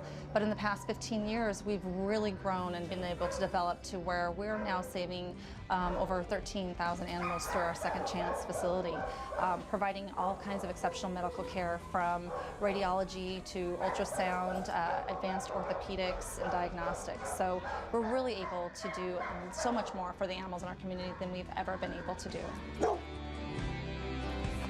The Arizona Humane Society does save lives every single day, and they do it with your donations. That's why we are here, Project 121. We hope you will open up your hearts and your wallets. Guy Collison's been talking to us all morning long. He is the executive director here at AHS. How do you guys keep going day after day with 121 animals every single day coming in? Well, it's really just the joy of pets. You've seen a few people interviewed and how inspiring their animals are to them. And that's really what this is all about, is getting these animals connected to the individuals in our community that can provide them with a loving home and really just enjoy everything that a pet brings to our lives. And obviously the eventual goal to find a home, a loving home, a forever home for these animals. Talk about the steps that are involved in that. Well, it depends on the animal coming in to us. If it needs medical care or if it has not been altered yet, we'll take care of that first. If it needs some time in our alternative placement to heal its wounds and that kind of thing before it's ready for adoption, we do that. If it's a healthy, adoptable animal like Zeus right here, we can, just put him right up to the adoption floor. And a dog like Zeus will probably stay here about 7 to 14 days, usually before they're adopted. He's a St. Bernard mix, to kind of cooling off here on the floor a little bit. But that's really the process, is just getting the animals ready for that loving home and matching them with the right people. And of course, to get there, it costs a lot of money. There is such a great need. Yeah, a healthy adoptable animal, when it comes in, if it doesn't need to be spayed, neutered, altered, or any medical care, it's an average of $314 for the time that they're here. That's 7 to 14 days for the food, the care, and everything that goes into the animal. All right, Guy, giving people plenty of reason to pick up the phone or go online to donate today. Kaylee? Oh, we're going to give you more reasons here, Tess. Thank you so much. You know, if a stray animal is healthy by law, it actually goes to the county animal shelter. But if one of those animals is sick or injured, it actually comes here to the Arizona Humane Society. And that means a lot of animals arrive here and they need special care. So that is where Dr. Leo Egar comes in. He is a veterinarian. Talk to me about Ollie. Well, Ollie here was one of the injured strays we took in. Unfortunately, he was living life out on the streets at 10 inches off the ground. Something befell him and his eye was injured. We had to operate and remove it, and he is doing great now. He's going to be ready to go up. He is a very, very active boy, really ready to go out and enjoy life. Just a little bit of specialness there, but we really love him. He's got a zest for life. He is super active, super happy dog. He has so much heart. Let's talk about the kind of family Ollie would do well with. Well, you know, I could see him with a family with older children, maybe an older couple, maybe apartment dwellers, condo dwellers. He would love to go for a walk around the pool, around the complex. You know, not going to be a Frisbee dog. Really wants to get out and see the world. Yeah. He wants to love on you quite a bit. Ollie is so sweet. I know that this is not the only story. I mean, you say that you guys operate on quite a few animals. Quite a few every day, taking in 121 animals a day. A very large percentage of them are injured, and we're constantly doing life-saving, comfort-restoring surgeries like this to get these guys out and ready to go, ready to go up to their new homes. You're looking at some pictures here, and they're popping up on your screen. Again, these are the animals that have been in recovery, now healing, and looking for homes as well. Absolutely. Literally, there are hundreds of them in our system every day of the week here ready for adoption. Talk about the importance of making sure these animals have homes, because in so many ways, these animals, they're not, I don't want to say they're more thankful, but they're going to be extremely thankful of the fact that they're getting a second chance. Well, these guys are extremely thankful of getting a second chance, and for some of the really needy animals, it's so amazing to see how they compensate and just to enjoy being in the presence of an animal that is differently able and able to continue on with its life and enjoying giving that animal the home and the help that it needs. It is amazing, the character that these animals show. I mean, we've seen some three-legged animals. We've seen an animal here who's lost his eye. But you know what? Look, his little tail is wagging, that tongue is going. He is ready to have a good time. He's absolutely ready to go. It doesn't slow him down one bit. And I find it inspiring because these guys are so into life once we get them happy and comfortable and go into their homes that, you know, it's important for us. Yeah. So sweet. What do you say, buddy? He says, yeah. Yeah. Yeah, lick the microphone. Dr. Egar, thank you. Ollie, thank you very much. Brittany? Yeah, now it's time to check in with Pat McMahon for a look at AHS's Buddy Wall. But first, Royal Norman is here with another one of his favorite critters. This pet profile is brought to you by VCA Animal Hospitals. I'm Royal Norman. We're out at the Arizona Humane Society with Bretta Nelson. Hi, Bretta. How are you? Hi, good. How are you? Who's this little guy? This is Melina, and she's a 4-month-old white and brown rat. She actually came to us as a stray. Now, wait a minute. A rat and a stray? That doesn't make sense to me. Yes, and they make wonderful pets, and they're not meant to live on the street when they are domesticated. So this little sweetheart came to us. We don't know if she was turned loose or went missing, but the Arizona Humane Society is here for anyone who needs us. She's a little bit shy, but there's a lot of people just think about dogs and cats when they think about the Humane Society, but it's all kinds of critters, isn't it? It is. We get a lot of rats here, including hairless ones, a lot of times from hoarding cases, if you can believe it. And our alternative placement department works with over 125 rescue groups. Any rat rescue is one of those. So we want to find a home for all of them, don't we? Yes, we sure do. All right, and it's easy to do. You don't even have to adopt if you're unable to. You can donate. That's right. All you have to do is donate, and you can buy some extra time for the 46,000 animals that come to the Humane Society every year. Hello, I'm Pat McMahon, and this is my best fuzzy girlfriend, Bijou. Bijou's an important part of my family, and I don't want to think about losing her ever. But when the time comes, I know I can leave a personal and permanent tribute to her right here at the Arizona Humane Society Campus for Compassion. And so can you. Whether you want to pay tribute to a two-legged or four-legged friend, you can buy a personalized brick on the Compassion Walkway or choose the columbarium as your pet's final resting place. You can also create a personal tribute right here on a Buddy wall plaque. Whichever method you choose, these permanent tributes make a powerful statement about our love for animals and the joy they bring to our lives. Right, baby?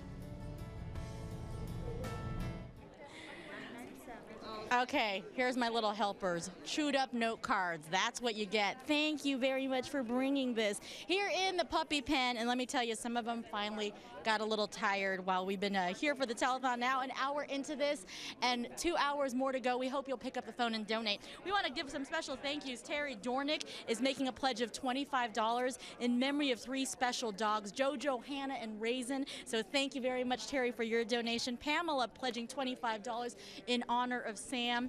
Also another Pamela donating $500 with much love from Rachel and Max.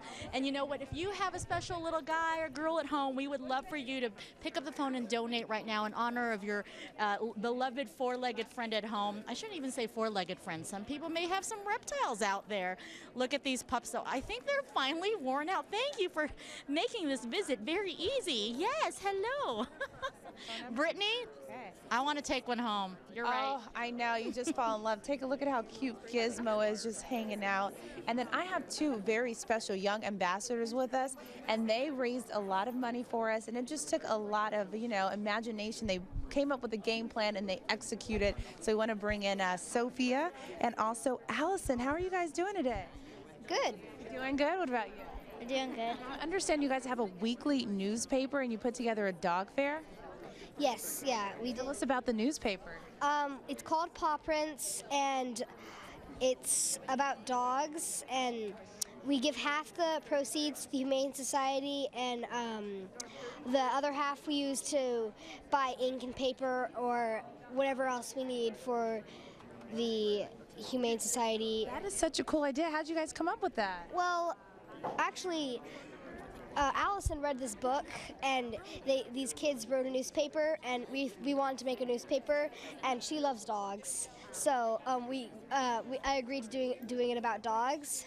Although you have a cat and you love cats, tell us about your cat. My cat, her name is Biscus. She is an orange and white tabby.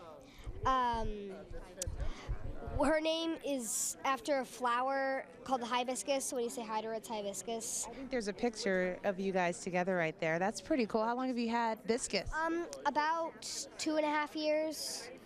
But we're not sure exactly how old she is or when her birthday is, because she was owned by another owner when we got her, and the owner, she was territorial, my cat is, and you just show her a lot of love, I'm sure. We're going to bring in Allison really quick. And Allison, tell us why it's important to adopt pets from the shelter.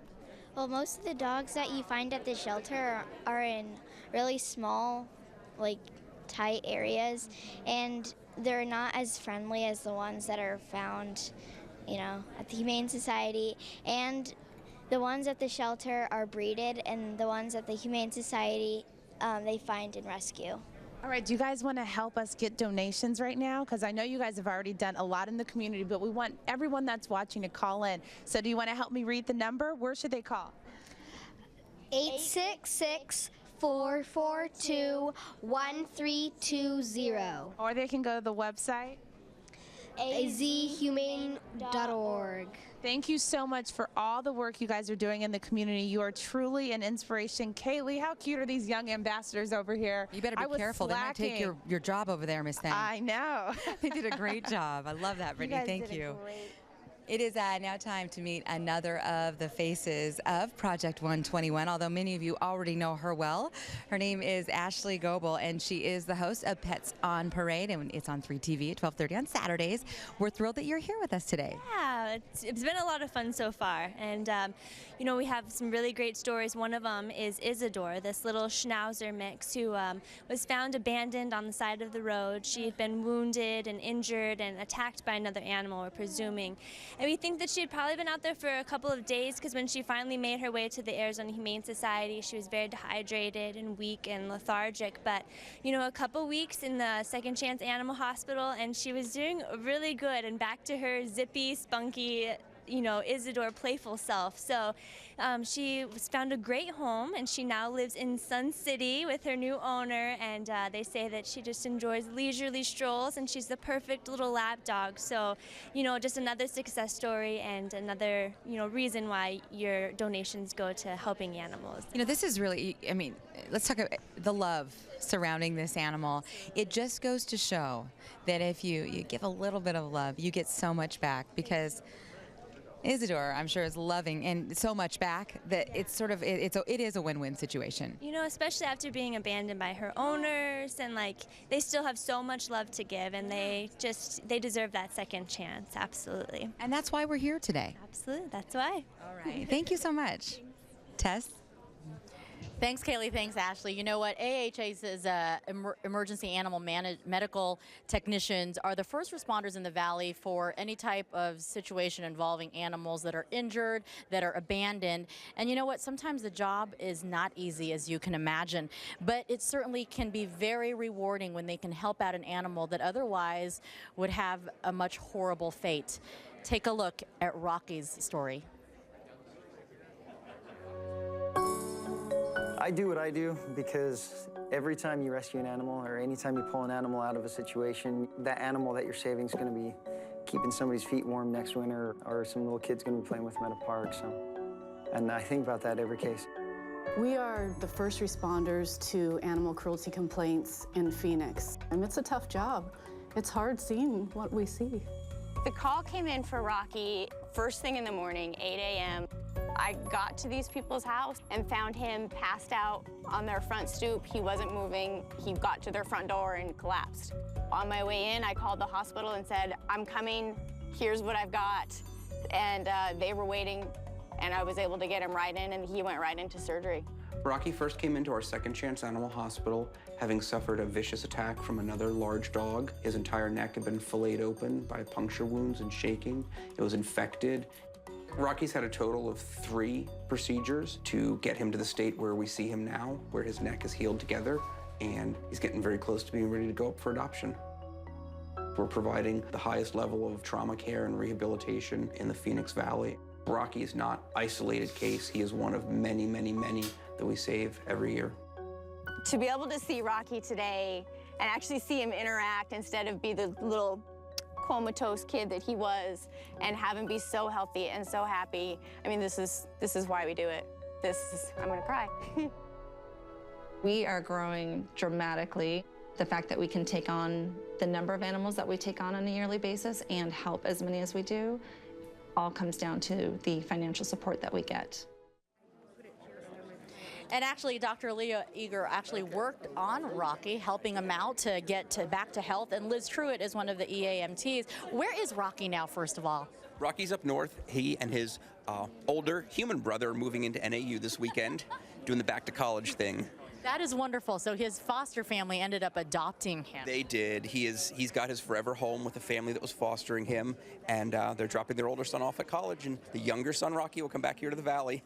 That is so great to see. Talk about some of the cases that you see. A big problem this all stems from is overpopulation, unfortunately. Unfortunately, we have so many animals out there on the street that they're always getting hurt. That is just, imagine leaving your life as a dog 10 inches off the ground out on the streets of Phoenix. So we take in all the injured animals from the Maricopa County system. We work with our EAMTs here to rescue those animals from the field and work together to get them back healthy, ready to go into a new home. Liz, you've seen the worst case scenarios out there. Why do you do what you do? We all do what we do because of cases like Rocky, because of those happy outcomes, we see absolutely horrible things every day, and it breaks your heart every day. But it's the happy endings that make it all worth it. Faces like Schnebley's here. Faces exactly like Schnebley's. With all this medical care, it gets very expensive, Dr. Eager. It gets incredibly expensive. Second Chance Animal Hospital spent over $2 million last year delivering care to these animals, and it just puts a smile on our face day in, day out, because we're able to fix so many of them and return them to loving homes. Unfortunately, a case like Rocky's is not an isolated incident. Just yesterday, we had another case very similar to Rocky's that actually we had to repair the dog's entire chest cavity. So thank you for all the work you do, and Liz, thank you for all the work you do in helping those animals out there. We appreciate it. Pick up the phone right now, guys. 866-442-1320 is the number to call. Brittany? Yeah, Tess, we are hearing a lot of touching stories, and it's time to give a very special thank you to another partner of the Arizona Humane Society. Vovo of Phoenix donated $500 in honor of AHS Furry Friends. So thank you so much to everyone at Vovo. We have a few more. We want to read these. Just keep coming in.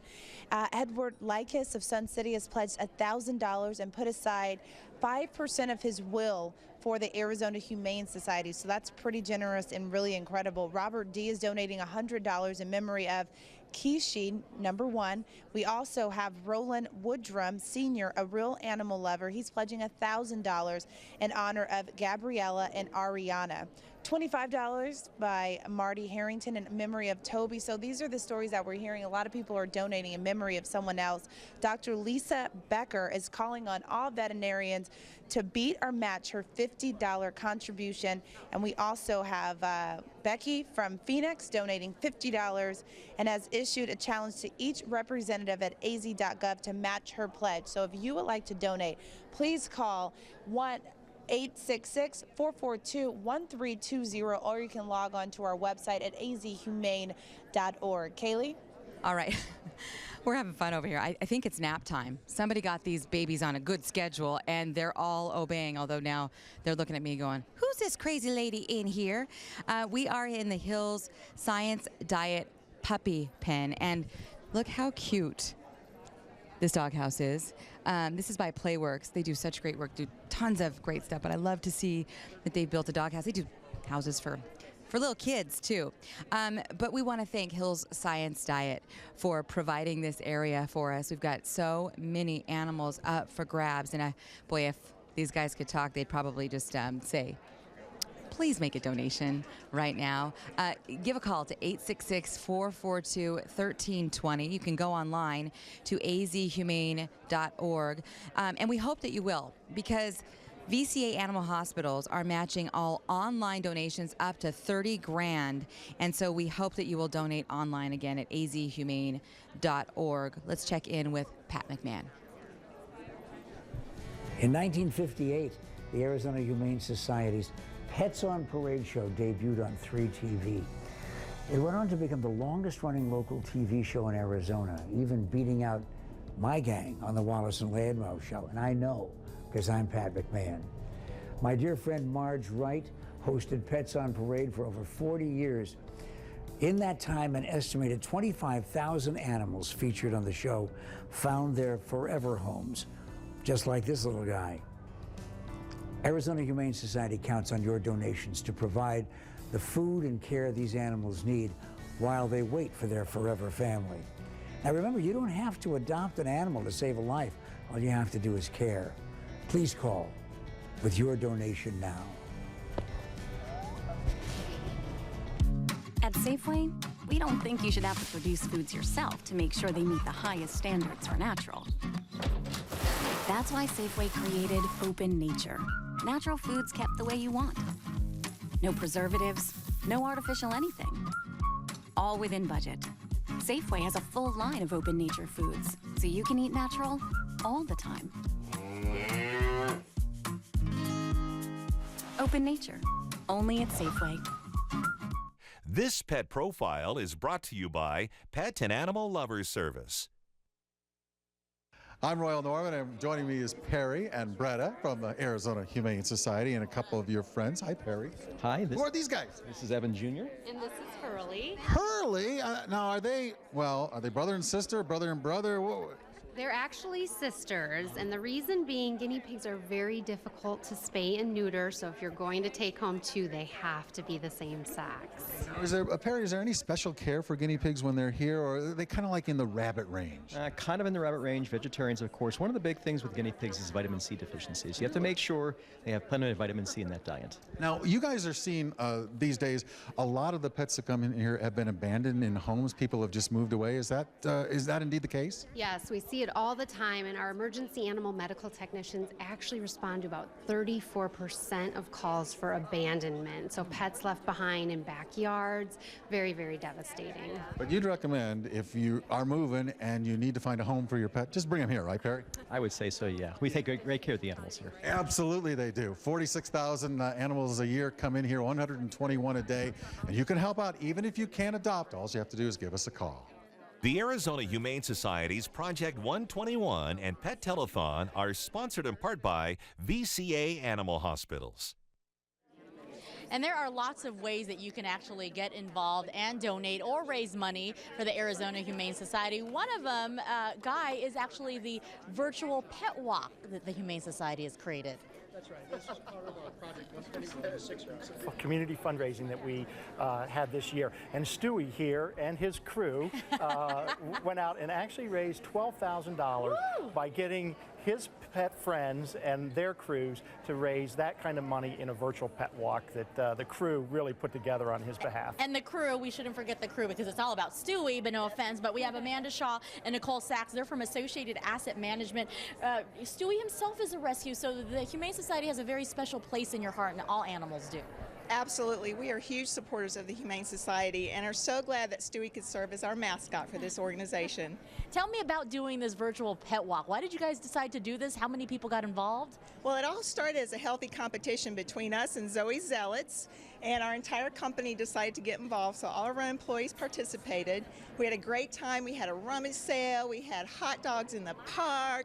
We had a pancake breakfast. We even had a competition in the office where we voted online for our favorite pet and raised money that way. So we got up to above $12,000, and we're very happy that we were able to participate. That is amazing, amazing. $12,000 from doing something creative with the folks you work with. Absolutely. We did come up with some fun and creative ways to do it, aside from just going and asking people for money. We had fun doing it, and all the employees got to get involved and had fun over the last 6 weeks doing this. And here it is, the big check that you guys want to present to the Humane Society today. A total $51,646. Wow, $51,000. Associated Asset Management, thank you so much for what you guys have accomplished and put together. I think we could make use for this, Guy, right? Absolutely, and it just goes to show you what a difference people can make when they come together and really want to support the animals here in our community. Sharon, Nicole, and Stewie, thank you so much. Thank you. Serving as inspiration, Brittany. I love that the money keeps rolling in, and we are at the phone bank right now. All the volunteers are hard at work, and if you call us at 866-442-1320, you never know who you'll get to talk to. And we have Sun's TV analyst, Tom Leander, with us right now. How are you doing this morning? Thank you for coming out. Oh, it's great to be here. Why was it so important for you to participate and help raise money today? Well, I know the Suns wanted to participate because, I mean, they rely on the community and take so much from the community that they want to give back, and this is just one of the many ways. Plus, I love animals. I have 2 dogs at home, and I brought my 8th grade son with me as well, so we're having a blast. All right, very cool. So if you call in, you might get to talk to him as well. How are the phones doing so far? Non-stop. I was told to actually take this off so that I could talk to you, so I know once I put it right back on the hook, it's going to be ringing again. This is fun. I made a lot of new friends today, so keep calling. Keep calling. You never know who you might get to talk to. So, Tess, we are going to send it back over to you in a minute. There you go. I'm here. Guy and I were trying to figure out. I wonder how much money we've raised so far, guys. Well, we'll see here in just a moment. Here we've got all right, 101. Yeah, this was the total. Come on in here. Help us cheer this number on. It was 101,256. The new total. Oh my goodness. Woo-hoo! That deserves 2, maybe 4 paws up. $191,884. Please keep those donations coming. Remember, they make such a difference. $5, $20, $25. If you can give more, we will take it here at the Arizona Humane Society. Brittany? Incredible. And everyone calling in, all those donations really do add up. We just want to go over where all of your money is going and what it purchases. So here is the breakdown. We see 121 animals coming into the shelter every day. AHS is thankful for every gift, no matter the amount. So keep that in mind. If it's only $5, $10, $50, we appreciate it. If you send in $25, it provides life-saving supplies for one emergency animal medical technician to help an animal suffering from a severe trauma. $50 helps provide vaccinations, food, blankets, toys for animals, 2 animals for a week. $121 helps spay or neuter 1 cat and 1 dog and helps fight overpopulation of pets. $300 covers the average cost to care for 1 animal until he is adopted. $500 helps cover the cost for surgery to fix a broken leg in the Second Chance Animal Hospital. So Kaylee, we're going to send it back to you. I love the breakdown so everyone at home knows exactly where their money is going. It's important, and the fact that it stays right here in our community is huge. One of the most unfortunate stories, and unfortunately we cover them on 3TV almost every day, which is heartbreaking, are the stories of animal cruelty. And those of us who love animals just hate to find out that things like this do happen. It is a sad reality. We have Tammy Murillo. She is an emergency animal medical technician, and we'll get to Officer James Holmes here in just a moment with Phoenix PD. But let's talk a little bit about how prevalent this is here in the Valley, because when I visited the Sunny Slope campus, I was shocked. Well, unfortunately, it is too common in our city, and over the 23,000 calls that we respond to every year, almost 7,000 of them are cases of animal cruelty. There are also a lot of hoarding cases. When I was there, I think they brought in several parakeets, I believe. They did. We do respond to cases of neglect, abandonment, hoarding, and in some cases we're taking in large volumes of animals. Well, in one case, 19 dachshunds from one home, 19. And Second Chance for a Good Life did come in to help.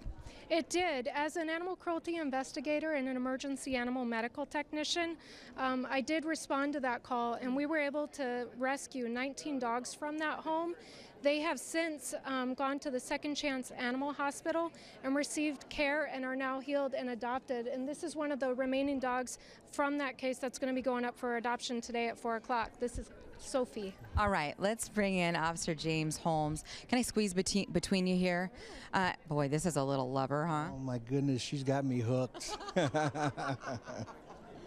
Well, AHS is the go-to source, really, when it comes to these cases. You know, they really are. And the Phoenix Police Department, as is all law enforcement, we're really proud of the relationship that we have, especially with the technicians, because we have to call them and they have to call us. We don't want to go to these type calls, Kaylee, but, you know, at some point, someone has to speak for these little ones, and the only way that we can do that is through prosecution if we can, but more importantly, just by rescuing them and getting them healthy and then getting them out into the community where they'll be loved. Well, they can't help themselves, so they need advocates like you guys to step in and get them to places where they need to be, especially if they are hurt and if they have been traumatized, to get them rehabilitated. You know, we do, and the reason we tell these stories about cruelty and abandonment is to educate the public and let folks know that they can't help themselves, and there is somewhere where you can take these pets without abusing them or abandoning them to get them some help. And get these animals to places where they feel loved.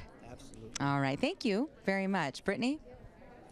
A bit about how your donations help make That's a difference in the lives of animals that come here to AHS shelter, like Tova here.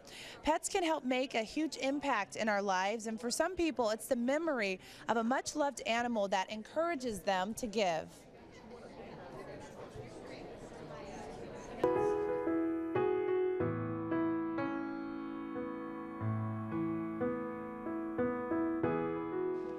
Compassion for animals is what drives the Arizona Humane Society to help tens of thousands of homeless animals each year. But have you ever wondered who helps the Arizona Humane Society put that compassion into action? The answer is simple. You do. Well, the effect that our donors have is that we simply couldn't do what we do without them. The Arizona Humane Society's programs are funded solely by the generosity of our donors. We don't receive any government funding, and we're not a part of a national network or any other affiliation with a humane society. Without the support of donors, those tens of thousands of animals would not be able to get the help they need. There are many ways to put your compassion into action to help the Arizona Humane Society. You can make a gift in memory or honor of a friend, loved one, or beloved pet that helps the homeless animals who need our care. Or you can ensure the welfare of animals for years to come by naming the Arizona Humane Society in your will. Naomi Cedarblade loves animals and is a donor of the Arizona Humane Society. She is dedicated to helping homeless pets in our community get the care and attention they need. I've always had a love of animals. I've had a great deal of empathy for animals, and from the time I was just a small girl. I believe that animals, dogs and cats and horses and all of our little beloved friends out there really are very much defenseless, and they need us to help them and to care for them. I send in contributions monthly. The contributions are not nearly as much as what I wish I could do. I do have a provision in a trust. What I would love to see you do with that is just to continue on what you're doing. I trust you very much to handle whatever you derive from my estate to the very best of your ability. Tributes and planned giving are but one way to support the Arizona Humane Society. Contributions to the nonprofit organization's spay-neuter initiatives help AHS combat pet overpopulation, the main reason pets come into the shelter. Programs like the Circle of Friends initiative provide funding for AHS to offer free spay-neuter days for pet owners who want to do right by their pets, but simply cannot afford the extra expense of having them spayed or neutered. Patrick Loftus is a donor who didn't have pets growing up. After discovering the joy of pet ownership, he knows he can't adopt every pet, but he can help countless others. Everyone can make a difference in this cause. I think, seeing this place firsthand and seeing the faces of the dogs, faces of the cats, it really drives home how every donation does make a difference. Since 1957, the Arizona Humane Society has fostered the belief that every pet deserves a great life. And thanks to our generous donors, we are able to translate that belief into innovative programs for homeless pets, pet owners, and our community. Without our donors, we wouldn't have had the opportunity to be a leader through our programs like Second Chance Animal Hospital and our EAMT, the Emergency Animal Medical Technician Program, and our corporate sponsors who have been great donors like Westcor and the Pet Teak Program. They allow us to continue to be a leader, which we have been since 1957 when we were established in the community. One act of compassion leads to another. Whether it's $5 or $500, whether it's a planned gift or a tribute gift, every contribution helps. Put your compassion into action and donate to the Arizona Humane Society. After all, every pet deserves a great life. Help us make it happen.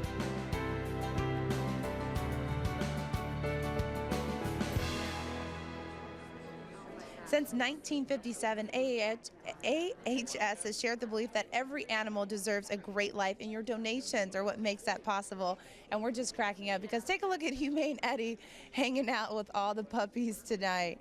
They probably are like, that's a big old dog there. And then also, we just want to remind you that it's your donations that makes it possible for the 121 animals that come into AHS every day to find their forever home. So please call now, 866-442-1320. We are having a great time this afternoon here, especially checking out some of those puppies with Humane Eddie. It's so cute to look at those faces, so we really hope that you'll help us out this afternoon. Tess, we'll send it over to you.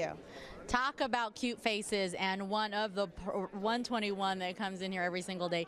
This is Sir Walter, and Sir Walter's mommy and daddy joining us. We're going to talk to them in just a moment, but first, Ashley Goebel, who is the host of Pets on Parade, as well as joining me every Sunday on Good Morning Arizona so we can get our animals some homes. Tell me about Sir Walter. Quite a unique story. Well, he came in, he was very loved in his previous home, very well trained. The only issue was the new landlord wouldn't allow his breed. He's a Chinese Shar-Pei. So the owner brought him into our shelter, and it was very emotional goodbyes. But you know, he's still very happy. He's very upbeat. He's very great at the shelter. The only problem was he had all these wrinkles around his face, and also his nose.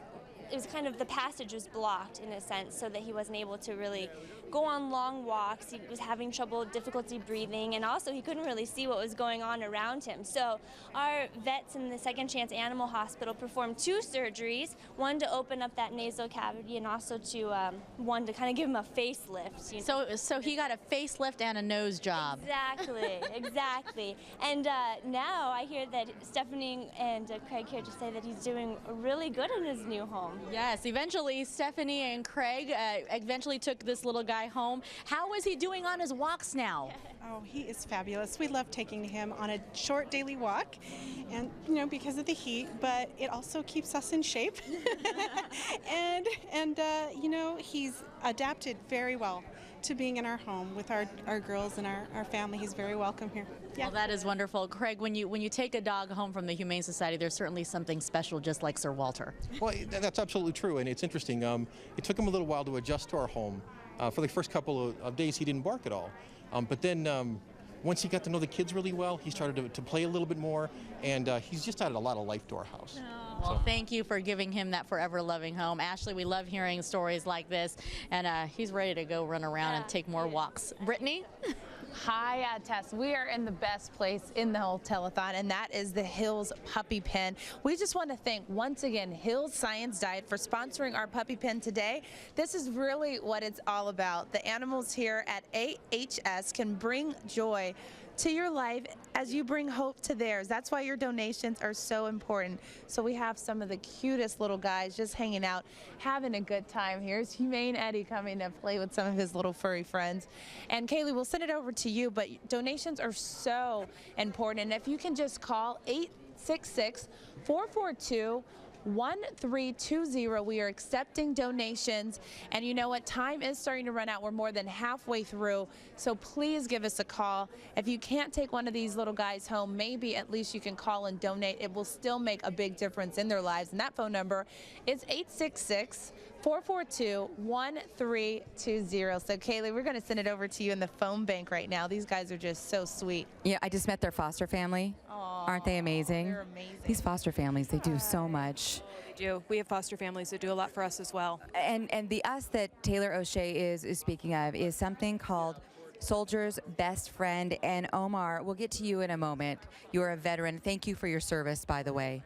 He is a gentleman who has certainly benefited from your organization. But for folks who do not know what Soldier's Best Friend is all about, can you explain this incredible service? Absolutely. We are a veteran-based organization. We are helping pair up veterans that have a confirmed diagnosis of post-traumatic stress disorder and or a traumatic brain injury, and we're matching them up with a dog out of a shelter, just like here. A lot of our dogs have come from here, and we train them together so that that dog becomes their service dog. So it creates an incredible bond, and it just does everything for the veteran. You guys have been around for how long? We have been in existence since January of 2011. I just wanted to make sure that, this is a military town, and this is an incredible service. My father served in the military. He was diagnosed with post-traumatic stress disorder, and it's so important. I mean, a lot of people don't necessarily know about, we hear about PTSD. We don't really know what families are living through and working through and coming back from. So let's bring in Omar on this and talk about this. Again, so appreciate your time. Would you mind sharing your story and what Soldier's Best Friend has meant for you in the process of this? Yes, ma'am. Well, Soldier's Best Friend has been really a godsend. I used to have dogs a long time ago, and when they passed away, I said I'll never get a dog again. It was so hard. So the heartbreak. Yes, ma'am. And when I got back from Afghanistan, maybe about 6 months later, I Colonel Park told me about the program, and I wasn't prepared to take the responsibility yet. But once I decided to, I approached the program, and I was matched up with Bella, and she just makes me feel good. No matter how bad the day was or is, I get home and I could count on her to make me happy and laugh. It is amazing how these animals, they'll listen to anything we say to them. They don't judge. They lean into us. They give us little loves and all of that. Yes, ma'am, and she's pretty patient. She doesn't mind me squishing her fur all day, so. I bet she absolutely loves it. So thank you very much. Thank you for your service. Was the process long? Was it difficult? It's not difficult. I think the first step for me that was hard is just deciding to do it. There was a lot of unknowns, like what kind of dog would I get? Would I be able to do the program? But I gave them parameters, what kind of dog I wanted. I wanted a small, fluffy dog, and that's what I got. I'd say, and a little love as well. Thank you very much. Appreciate your time today. Tess? Brownie saying pick up the phone. We all know about the special bonds that we humans have with our pets. And sometimes that bond also happens between animals. Pat McMahon talks about a very special program that makes sure some of these buddies always stay together. Now, is there any question? Life is just better when you're with your best friend. And that's true for animals as much as it is for us. Just ask Tink and Chloe. You'd be surprised how many pair of pets, 2 dogs, 2 cats, or even one of each, come into the Arizona Humane Society with a very special bond. It just wouldn't be fair to split them up, which is why the Arizona Humane Society has the Buddy System program. In the name of friendship, animal pairs in the Buddy System must be adopted together, which is a great deal for their new families because the adoption fee is 2 pets for the price of 1. And don't forget, it's your donations that make the Buddy System and all the other wonderful adoption programs at the Arizona Humane Society possible. So please go online or call in your donation now. This pet profile is brought to you by VCA Animal Hospitals. And we're back at the Arizona Humane Society with Perry Fanzo. 121 pets a day, 46,000 a year, including little Tabby here. Yeah, this is an orange tabby, appropriately named Tabby, and she came into us with a dental problem, so we sent her off to our Second Chance Animal Hospital, and she had surgery to extract all of her teeth. Okay, no teeth, but Tabby's still doing okay? Doing fine. She's on a medical release right now, which just simply means in her case that she's going to eat that nice soft food for the rest of her life. Yeah, we hear about all the animals that come in and they're adopted and whatnot, but also you care for animals in other ways too, don't you? Yeah, in fact, Tabby here was fostered back in 2007. She came in as a young mom with some kittens, and the kittens and mom went off to a foster home where they spent some time just, getting some weight on them, and they got adopted. Now Tabby here is waiting for the same thing. Yeah, foster homes are great. The Norman family is a foster family. Well, we do rabbits, but I tell you what, if you can't foster, there are other ways to help out the Arizona Humane Society as well. You can adopt, or if you can't adopt, all you have to do is give us a call or go online at the Arizona Humane Society.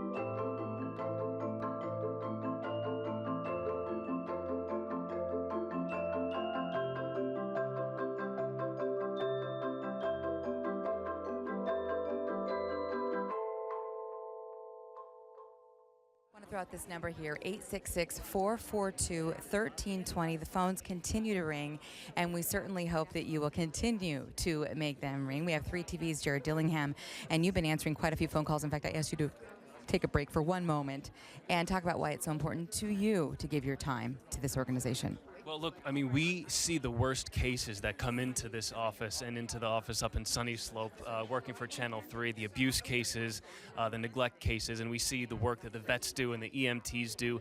And whenever we do one of those stories, it's without a doubt the most popular story of the day on our website, in the newsroom. And it shows the connection our viewers have with these animals. So it's the chance for our viewers to step up and make a donation today. It's a chance for us to come in and help out too. So Tough not to... Happy to be here. Tough not to fall in love with these animals, all of them. Thank you. Want to let you know that VCA Animal Hospitals is still matching donations up to $30,000. So right now you can make your money go a long way by logging onto our website. That's azhumane.org. Tess? You know, part of today is also letting you know about all the great programs that the Arizona Humane Society creates. Did you know that they have a great summer program through the Humane Education program, which offers actually a blend of humane and character education? It includes everything from some classroom time to scout programs, seasonal day camps, and also birthday parties. We like to call these guys who come up with great ways to raise money for the Arizona Humane Society and volunteer their time as young ambassadors. And we have two pretty incredible young ambassadors with us. First off, to my far right is Allie Geller. She's 15, and then we have Megan Hansen, who is 12 years old. They both came up with separate ways to raise money. You are quite the artist, and so you use that, Allie, to raise money. Tell me what you did. I held face painting stands at my local park on a couple holidays, and I just had any little kids come up, charge 50 cents per design, and people, it just showed me the generosity of everyone. Wow, how much were you able to raise? I was able to raise over $100 in 2 stands. I love it. Tell me what's your advice to folks out there who are as young as you, who are looking for something in the community, something to do good, because you've obviously created that way. Well, just look for anything you're good at, really. Everyone has their specific talents. Mine's art. Some people can sing. Just do whatever you can. And people are really generous. So if it's for a good cause, anything will work. I love it. Thank you very much, Allie. Megan, you decided to create a lemonade stand. Yes, I started a lemonade stand called Humane Lemonade, and it has raised so far $160 for the animals here. Why did you want to do this? I started off just wanting to do something for the animals because I love all of my animals. And it ended up being a big thing, and I kept on doing it, and it just grew from there. Well, we love it. You guys are both inspirational. Love seeing 12 and 15 years old making a difference, raising money. It's your turn, folks. Pick up the phone right now or go online. It is just that easy. A lemonade stand, face painting as little as 50 cents, and able to raise over $100 to $200 each. Thank you, girls. That is inspirational. Brittany? Yeah, those young ambassadors really do inspire, and a great name for this project is Project 121, and it just helps put in perspective 121 animals come to the Arizona Humane Society every day. Some are rescued and brought in by the EAMTs, and others are turned in by families that just can no longer care for them. In the end, it doesn't matter how they get here, but every animal is greeted and cared for by people with a passion for helping them find a second chance at a good life. Take a look.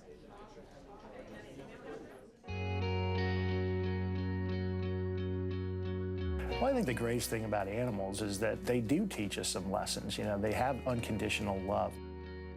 They've always got that look in their eye when they stare at you. They've got that wag in their tail. No matter what I do in life, it seems to always be about pets, and this is the only thing that I want to do.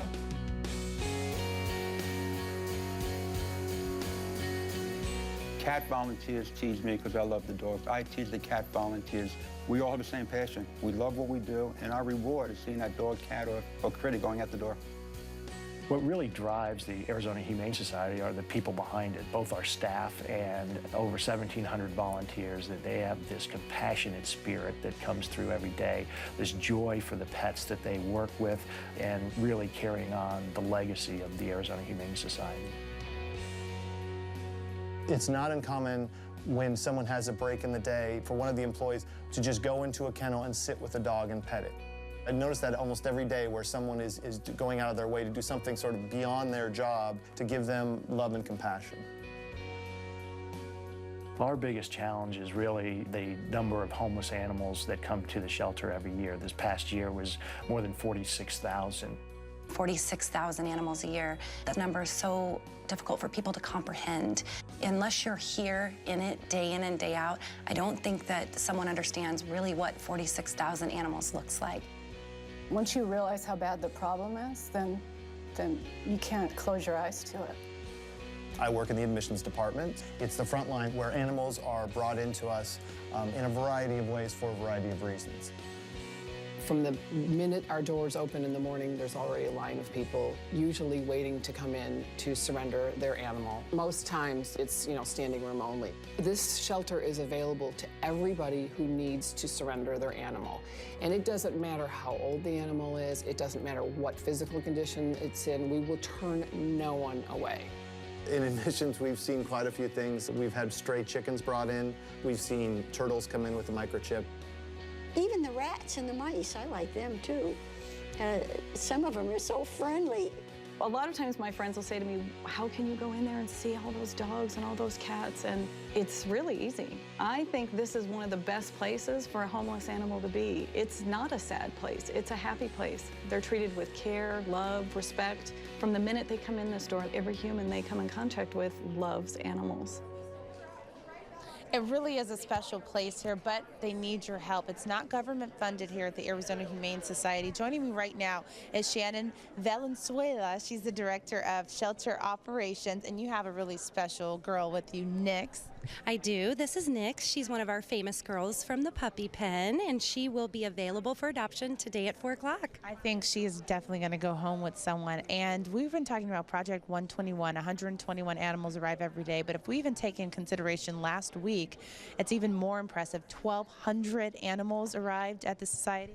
Yes, last week it was 1,200 animals, and that is so overwhelming. That number is probably difficult for most people to understand, and on average, this past week we averaged 171 a day. That's incredible. So tell us why care for these homeless animals is so important. Well, it's so important because they don't have any other place to go. We are a resource to pet owners that are, just have nowhere else to go. They need to surrender their animals for some reason, and we're here to help with open arms, and we love the babies that come to us. Yeah, and it's important for all of these animals to get a second chance at life. And if you have someone watching at home, why would it be important for them to donate or try to adopt and make a little bit of room in their family for a furry friend? Well, as you know, we probably have about 400 animals up for adoption right now, and rescuing a homeless animal just fills a place in your heart, and it also fills a place in their heart because they get to go home to a wonderful, loving, warm bed and family. So really, it's a win-win situation. We are just so grateful for all the work that the Arizona Humane Society does, but it's up to you to try and help keep it going. So we really need those donations. Please call 866-442-1320. Tess? And we want to thank you for your donations that do continue to come in. We want you to keep calling, keep going online, folks. Happy birthday, Margaret Conlon, because she is 83 years old today, and she called and made a pledge and donated $83 for each year that she's been loving pets. So happy birthday, and thank you very much, Margaret. Lori Thompson donated $500 in honor of her 11 pets, obviously an animal lover there. Thank you so much, Lori.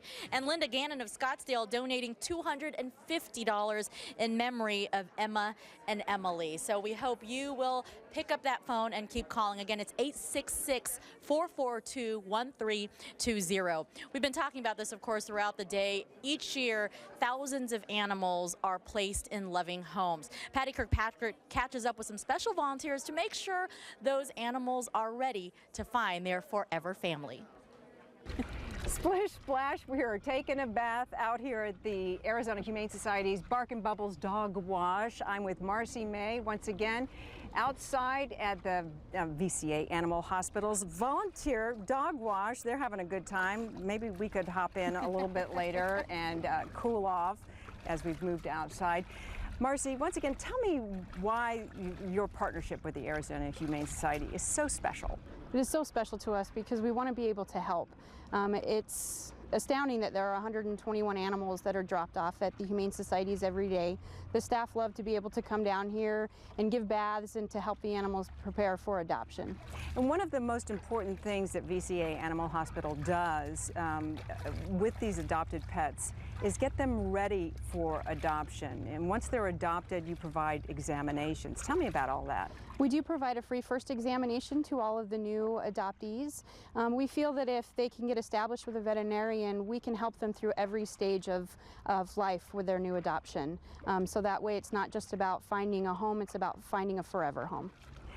Tell me about if somebody is out there thinking, maybe I do want to adopt a pet. What thought process should they be going through? Adopting a pet is something that should not be taken lightly. It's not just about adopting a pet, it's about saving a life. There are so many stories that we get to hear in our hospitals every day about how rescue dogs have changed people's lives, but yet there are still so many that need our help. So if you can think about adopting a pet, saving a life, we would be so appreciative of VCA Animal Hospitals. We want to thank you for your support of the Arizona Humane Society, and thank you for being with us here today. Adopt a pet, and if you can't adopt a pet today, please pick up the phone. It's a simple thing. Pick up the phone and make a generous donation today. This pet profile is brought to you by Hill's Science Diet. We're talking rabbits again. It's one of my favorite subjects. Bretta Nelson's with us from the Humane Society. Yes, we've had rabbits in the Norman family for like 25 years and even have adopted rabbits from here at the Society. Who's this? This is Spot. She is a 2-year-old mini Rex. She's just a doll. She is such a doll and just one of many critters that the Arizona Humane Society takes in. You know, the economy has really taken a toll on pet ownership, but people can rest assured knowing we take in animals regardless of breed, age, or medical condition. Yeah, and with the economy the last few years being pretty bad, you guys have seen an increase in pets coming in, haven't you? Most definitely. The number of pets being surrendered as well as the number of pets being abandoned and those that we're picking up off of Valley Street. So the Arizona Humane Society is just such a resource to the community, but we couldn't do it without the community support. Yeah, absolutely. And what kind of animals? Just about every animal you can bring here, correct? Yeah, puppies, dogs, kitties, bunnies, critters, you bet. Ferrets, gerbils, guinea pigs, everything. Exactly. All right, and you don't have to adopt to get involved. All you have to do is go online, Arizona Humane Society, or give us a call. All right, Royal, thank you very much. Well, we have Chris we tried it, and I had it. Hold on. Alvanellos. And it's great to be here with you. Of course, Guy joining us again as well with Schnebley. But you are with VCA Animal Hospitals, and we're thrilled. We're going to do a check presentation in a moment. But you really are, your organization is very closely involved with the Arizona Humane Society. We are every day of the year. If I were to adopt a pet today, someone at VCA would call Monday and check on my pet and my family and see how things were going, schedule an appointment with a veterinarian at one of our 12 locations here in the Valley, make sure that a veterinarian and the pet bond, because we know that if that happens within the first 14 days of an adoption, the pet's going to have a forever life. And these are the forever homes, and there is a huge responsibility when you do adopt a pet, if it's a puppy or an animal that's a little older, but you go through that, and you talk about how imperative it is to make sure they get great care, they get exercise and fed well. Yes, and our veterinarians know this, and we treat everyone with a great deal of time at the appointment. Make sure that any kind of transition issues are addressed, like food and children and different people, absolutely, other animals. And we are so grateful to be a part of it every day. Not just today. Today is a great day to be here in Phoenix with you guys, but every day it makes us very, very happy. And we have about 350 employees that do it day in and day out, and we love it. Let's bring in Guy Collison. He is the Arizona Humane Society Executive Director, and this relationship really is imperative to your organization. Yes, it's been a long-standing relationship with us, and as Chris said, it helps the new pet owner get off and have a lifelong, health and well-being with their animal, and so it couldn't be better. And on top of that, they've matched donations here today, so that your generosity out there has gone even farther as that, and now we have a check. You mentioned money, let's talk about it. All right. We're so happy to present $30,000 to you guys today. Thank you so much. Thank you. We're very, very happy to be a part of this. You and Schnebley. Thanks a lot. $30,000 will go very far in this effort. All right, Tess, thank you very much. Tess? That $30,000 raised by many smaller donations, and we are challenging you. If there has ever been an animal that has come into your life, you know what, you have that bad day, you walk in the house, and you know that feeling that I'm talking about. Your dog or your cat or any animal comes up to you, gives you some kisses, greets you with that warm, loving little kisses on your face. Pick up the phone or go online and donate right now. Donate in honor of that one animal that has made a difference in your life. And I know personally, I can speak for many animals. Growing up with dogs, we always had 2 dogs in our household growing up since I was a small child. And I just cannot say how much they change your lives. Unfortunately, not all animals are this lucky. Even the simple comfort of food, shelter is not always available to every single animal out there. And when a homeless or abused animal needs special care, the Arizona Humane Society is here to give them a second chance to be healthy and to find a loving home.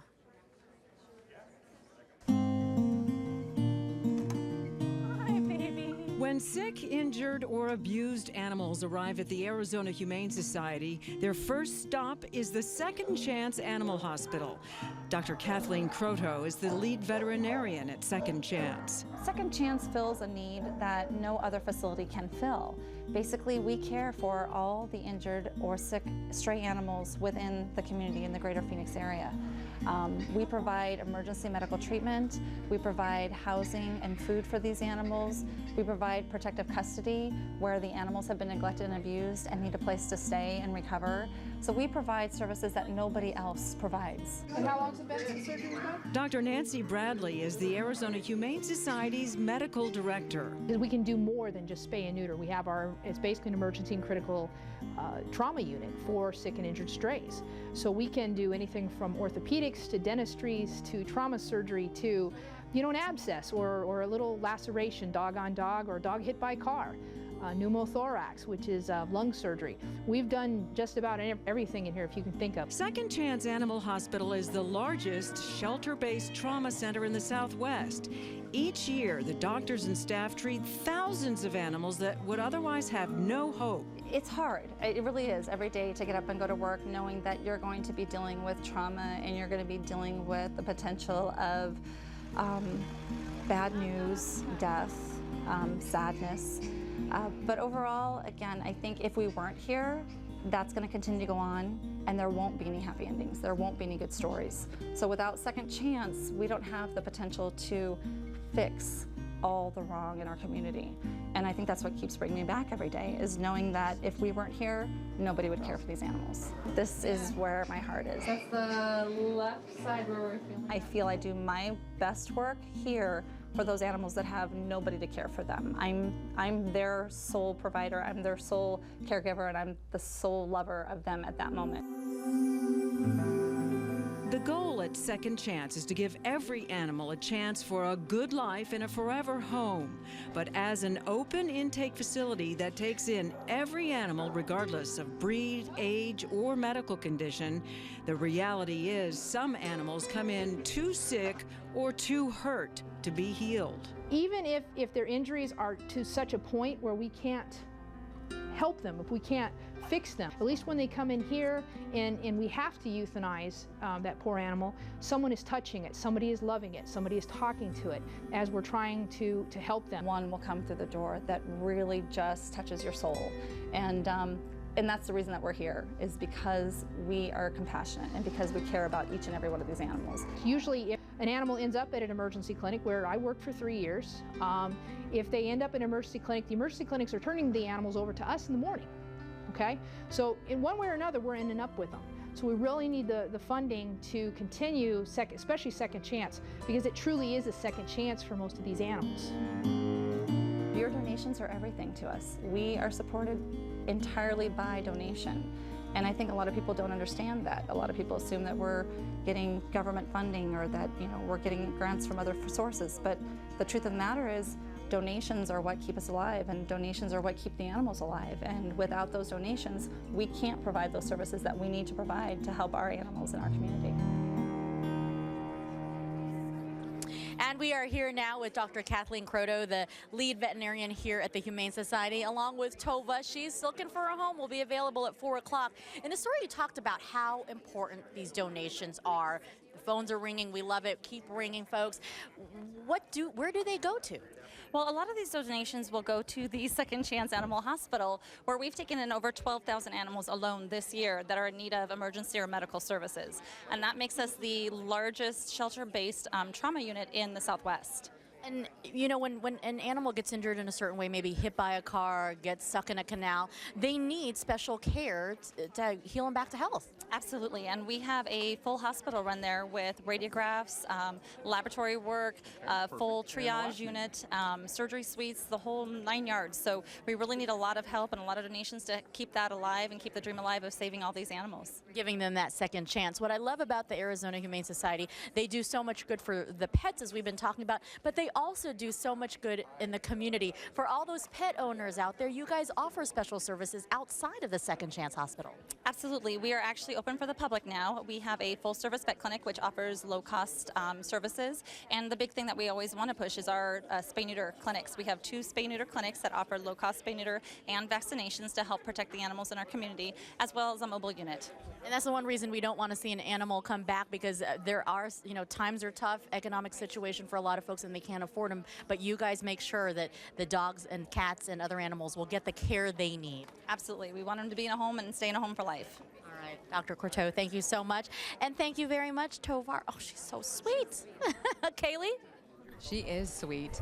We're going to get to the tote here in just a moment, but we want to make sure that if you are donating, maybe you've used our website. We were having a few troubles earlier at azhumane.org. I'm being told that the website is working much more smoothly right now, and you can actually double down on that donation thanks to VCA Hospitals. Or you can call 866-442-1320. Now, a couple of the people who have done that, we have Risa Greach. We want to thank you from Wickenburg. Risa, she pledged $1,000 in honor of her daughter, Brandy, and we appreciate that more than you know. Mary Brooks pledging $200 in memory of her dogs, Oakley and Stevie, to help end animal cruelty. Look at that face, would you? Oh, so sweet. Joan Riot from Bullhead City donated $200 in honor of her 4 dogs and her 2 cats. And Ray Montoya, I want to thank you, pledging $10 in memory of Christopher Brill. All right, let's get to these numbers. We've got Guy Collison, the executive director of the Arizona Humane Society, and also Humane Eddie. Now, in the past 45 minutes before, because we're going to reveal the new number, we were at 191,884. Yeah, and Guy, you said this, that's not bad for 45 minutes in this community. $262,869, and yes, that is certainly deserving of a round of applause. This is one of the dogs that will be up for adoption as well. Siberian Husky. Yep. Beautiful. Yeah, just came in this week ago, and you've seen him in the playpen earlier with all of his brothers and sisters. Yeah, there's a whole litter to the thing. And well, we are looking for homes. We are asking for donations in any amount, and we are grateful for anything you can donate, aren't we, Eddie? All right, Brittany. I'm being attacked by love. These puppies are so cute. I'm hanging out in the puppy pen. And, you know, taking care of many animals is really a team effort, and we are pleased to have a team of sponsors stepping up now to match your donation. So you can call 866-442-1320, or you can log on to the website at azhumane.org. And the special thanks go to our partners who are matching right now: Safe Flight Auto Glass, Pet and Animal Lover Service, Newport Creative Communication. So when you donate to our website or you call right now, they will match your donation up to $5,500. Fortunately, for all the animals that come through the doors here at AHS, they have been able to grow into caring for the 121 animals every day. But the Arizona Humane Society has a long history of bringing help to those homeless animals, starting way back in 1957. And here are some highlights from the last 55 years. More than 50 years have passed since the first compassionate Phoenicians took up the much-needed role as advocates for homeless animals in the Valley of the Sun.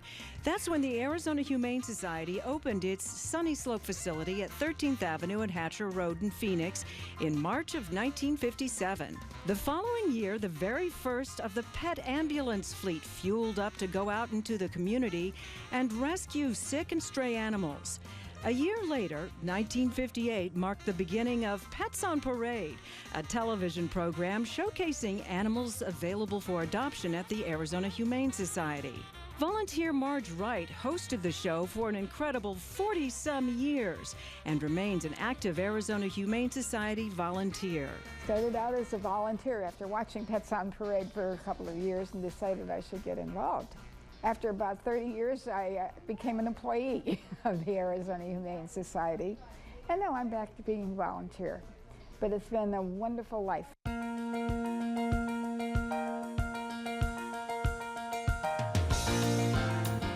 For more than 50 years, with the help of a generous community, donors and donations, volunteers, and a small army of dedicated employees, the private charitable organization has grown to become Arizona's largest nonprofit animal welfare and protection agency.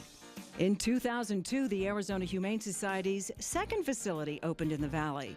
The Nina Mason Pulliam Campus for Compassion is nestled on 20 acres of beautiful land at the base of the South Mountain Nature Preserve.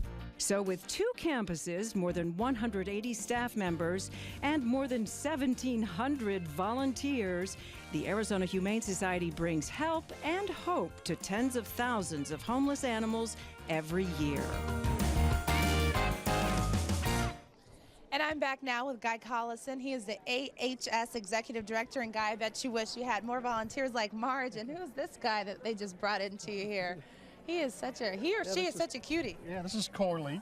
It came into us, a nice pit mix on that. But you're right, Marge has been with this organization for over 50 years. She started out volunteering here, hosted Pets on Parade for 40 years, and it just exemplifies the volunteers, over 2,000 that we have here every year. Their compassionate spirit for animals, and what they would like everybody to do is call in and financially help support these different pets that they've seen today. Yeah, we've had a great telethon so far, but time is running out and we really need your donation. So you can call us at 866-442-1320 or log on to the website. We have some really great sponsors that are matching donations up to $5,500. The website is azhumane.org. If it doesn't work, we've been having a few difficulties. Please log back on. Don't be discouraged. We really need all the donations we can get because it's not government funded, the Arizona Humane Society. That's right. We don't receive any government funding. We're also not part of any of the national organizations in that. So the only way that we can care for these animals, whether it's your $5, $50, $100 donation there to us today, is by people calling in and having the community support such wonderful animals and bringing the joy of pet to their homes and others. Yeah, it really does make a difference. Anyone that's rescued a pet knows what joy these pets can bring, and all these guys deserve a second chance, and they have received over 1,200 animals just in last week, so that's even more than 121 animals a day. The money is definitely a necessity. So Kaylee, I know you're standing by the phone bank. We are hoping that all of the volunteers are busy over there taking donations because time is running out. Yeah, we've got, gosh, about a half an hour left. So we appreciate those of you who have called to keep these phones ringing, but I'm going to throw the number out there once again. It's so important because, again, the Arizona Humane Society gets no federal funding. We are counting on this community to help. That phone number is 866-442-1320. Again, 866-442-1320. Joyce from Phoenix, she called in to donate $50. Thank you so much. And she says she always watches the Pet Telethon. We're in our 14th year here. And she says she wishes she could adopt all of the animals. If you're in a situation where you're unable to maybe take in a 4-legged family member at this point, that's okay. We are hoping that you will maybe donate, and it doesn't matter.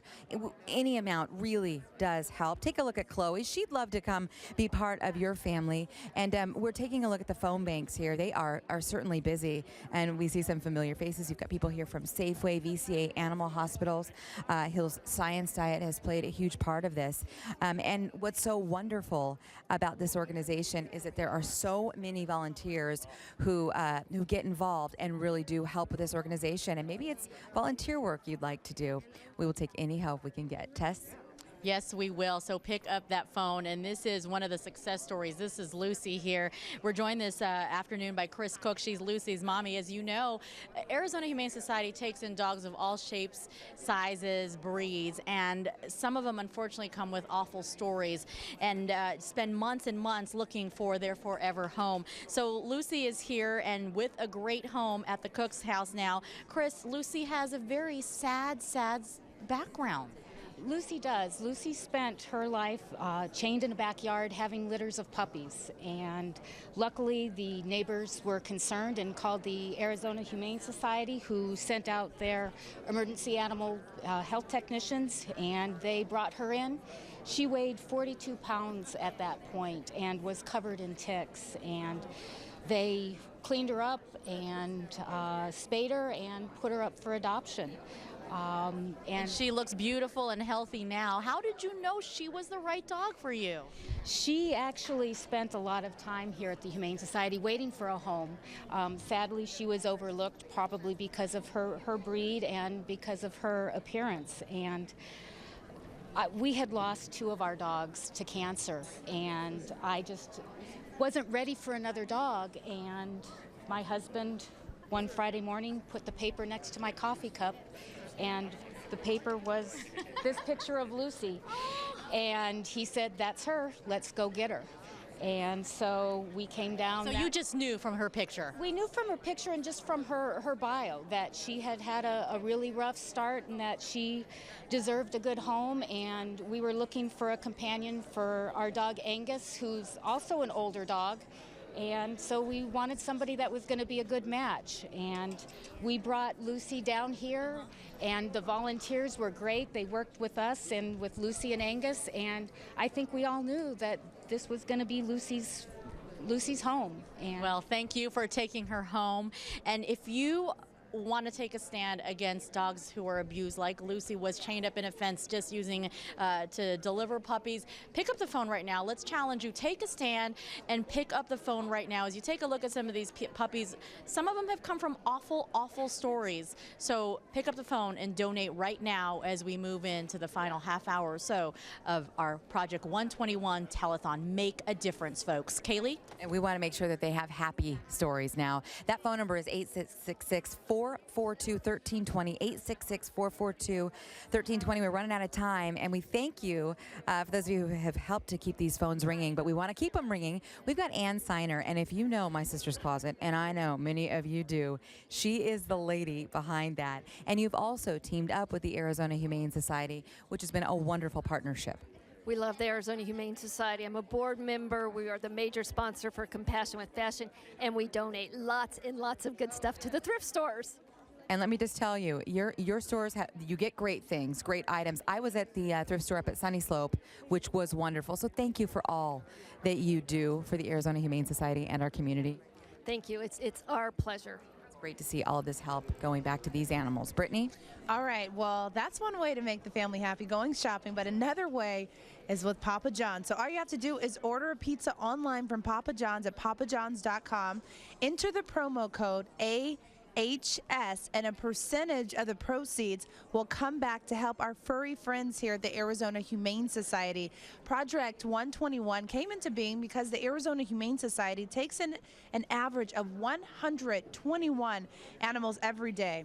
Without the compassion and care they find here, those animals would have nowhere to go, and that is why your donations are so very important. So here's where your gifts go. This is what the amount of money does. If you donate $25, it will provide life-saving supplies for one emergency animal medical technician to help an animal suffering from severe trauma. If you donate $50, it helps provide vaccinations, food, blankets, and toys for 2 animals a week. $121 helps spay or neuter 1 cat and dog and helps fight pet overpopulation and tests. We've been mentioning it. Time is running out, so we need everyone to call in. 866-442-1320.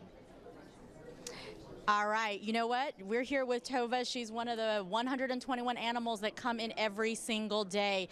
And we want to talk about a very special match that's going on starting right now. Bob and Renee Parsons from GoDaddy have decided that they want to help out. They love animals too. So through the Parsons Foundation, for every dollar that comes in starting right now until the end of the telethon, they will match dollar for dollar. Wow. Parsons Foundation, thank you so much for doing this. Dollar for dollar, folks. Make your money count.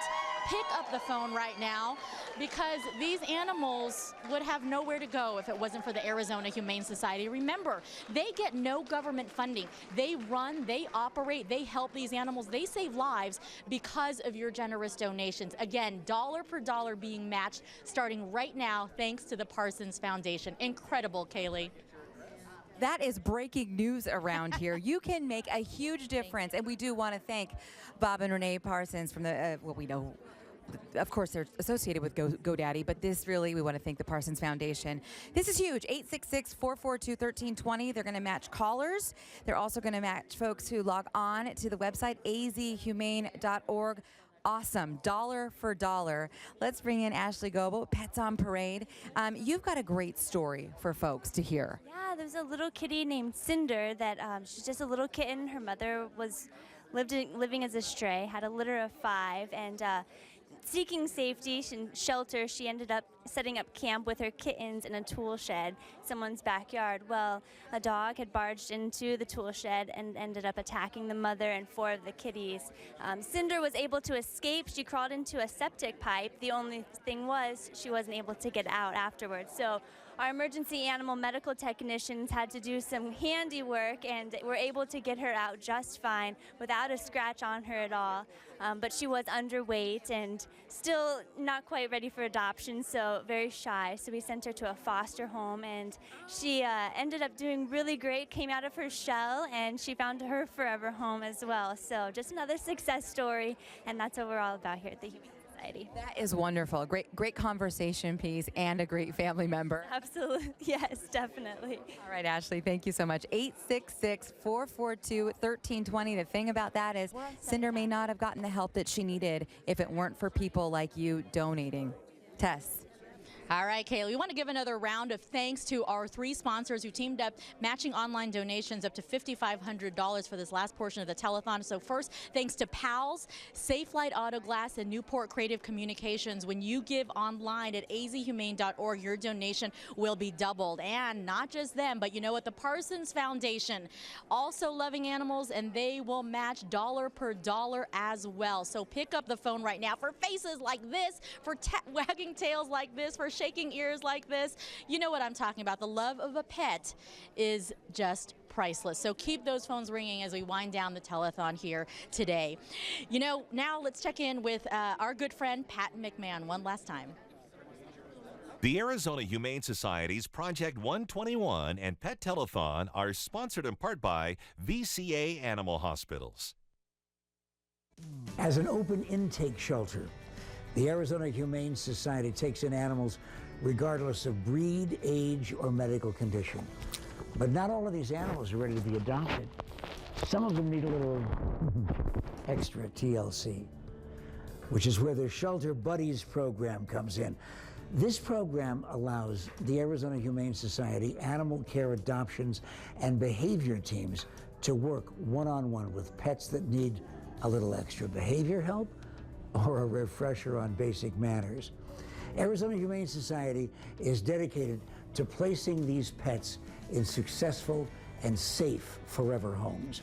And you play an important part in that success, and so do you, Frankie.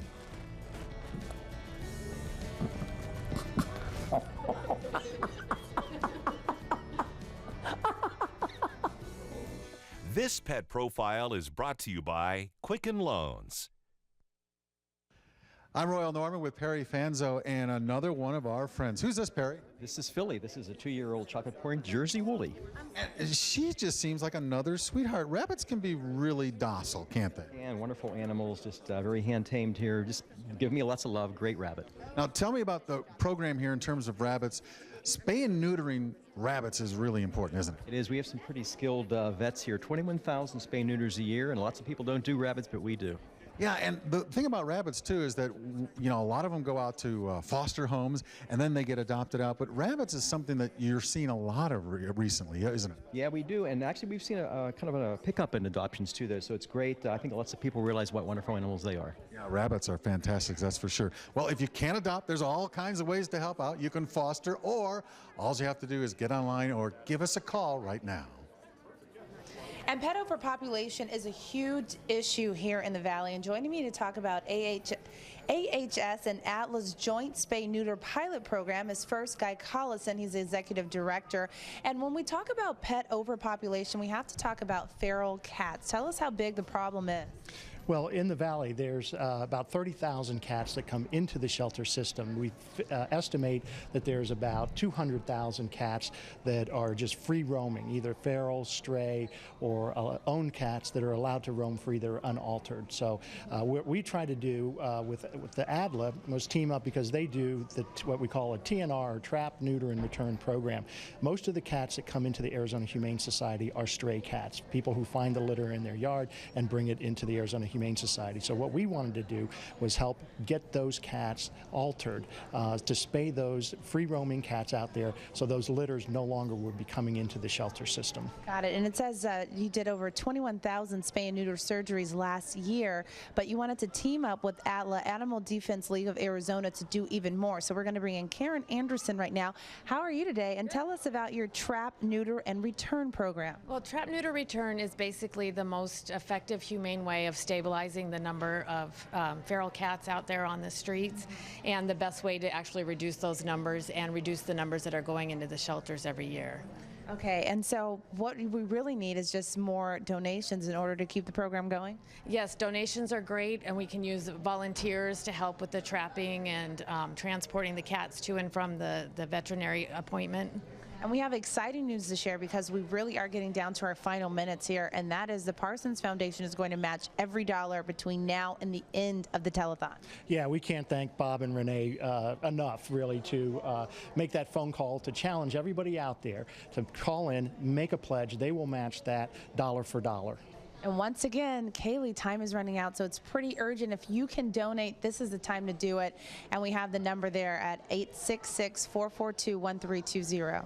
And you know what's so great is that Bob and Renee Parsons are part of this, the Parsons Foundation. They have called and said, listen, we want to help. We want to make sure that the Arizona Humane Society is doing as best as they can, because they give back to the community. No federal dollars are invested in this. All of the money that this organization uses to help these animals is because of people like you. So the fact that we're getting dollar for dollar right now on the website, azhumane.org, and the calling in, we want to make sure these phones ring. We've got just a little bit of time left. 866-442-1320 is just awesome. Okay, you're looking at Skylar right now, and I'm standing next to Estevan. Thank you for being here. No problem. Thank you for having us. Skylar's story is extremely unfortunate and all too common. She was actually an owner surrender, which means that she was brought in by the family that previously had her, and she's actually a 10-month-old Border Collie Pit Bull mix who is really happy and loving. Look at that tail going. So not necessarily in puppy mode. I said, now wait a minute, are you going to adopt her? He said, well, I'm her shelter buddy. What kind of family would be good for Skylar? You know, probably a high-energy family would be great for Skylar, someone who's going to take the initiative and take her out to give her exercise to expel a lot of this excess energy that she has. All right, I like that. Thank you very much. Appreciate that. We do want to talk about well, I want to untangle you there. Thank you. The Arizona Humane Society Second Chance Animal Hospital is here to provide hope and healing for all animals, and they do such a wonderful job, including those with special needs. You've met a couple of them here today. When Matt and Jennifer walked into the shelter, they had no idea that they would be adopting a special needs dog. But Peyton had other ideas. Take a look at this. When I come here, I get so much more back, so it's almost like they're rewarding me for being there, and that's, to me, that's an awesome feeling. I know when I come here is for a purpose. I enjoy this. This kind of makes me whole. I'm so thankful to be a part of this organization because I have this passion and this drive to save animals and get them into good homes. This is Peyton. We've had her probably for about 3 or 4 months. She has 3 legs, but she runs faster than most dogs do with 4 legs. From what people said, she got thrown out of a car window. Someone that worked for the Humane Society happened to be on the highway that she got thrown out of the window on. When they took her into the hospital there, she had a broken leg, she had fractured teeth they had to extract, she had front legs that were all torn up. Matt and I had actually started looking at pit bulls. We went to go look for a dog, and I looked down in the kennel in the far right corner, and I see Peyton's little head peeking out with the cone on, and I read her story, and it was the saddest thing I've ever read. In that moment, when I found her in that kennel, I knew that she was the dog we were supposed to have. What more can you ask for? I mean, look at her. What more can you ask for? I wouldn't do anything else with my life. I think this is the most rewarding, the most challenging job that I will ever have. And I love the fact that the Humane Society gives me the opportunity to do what I love.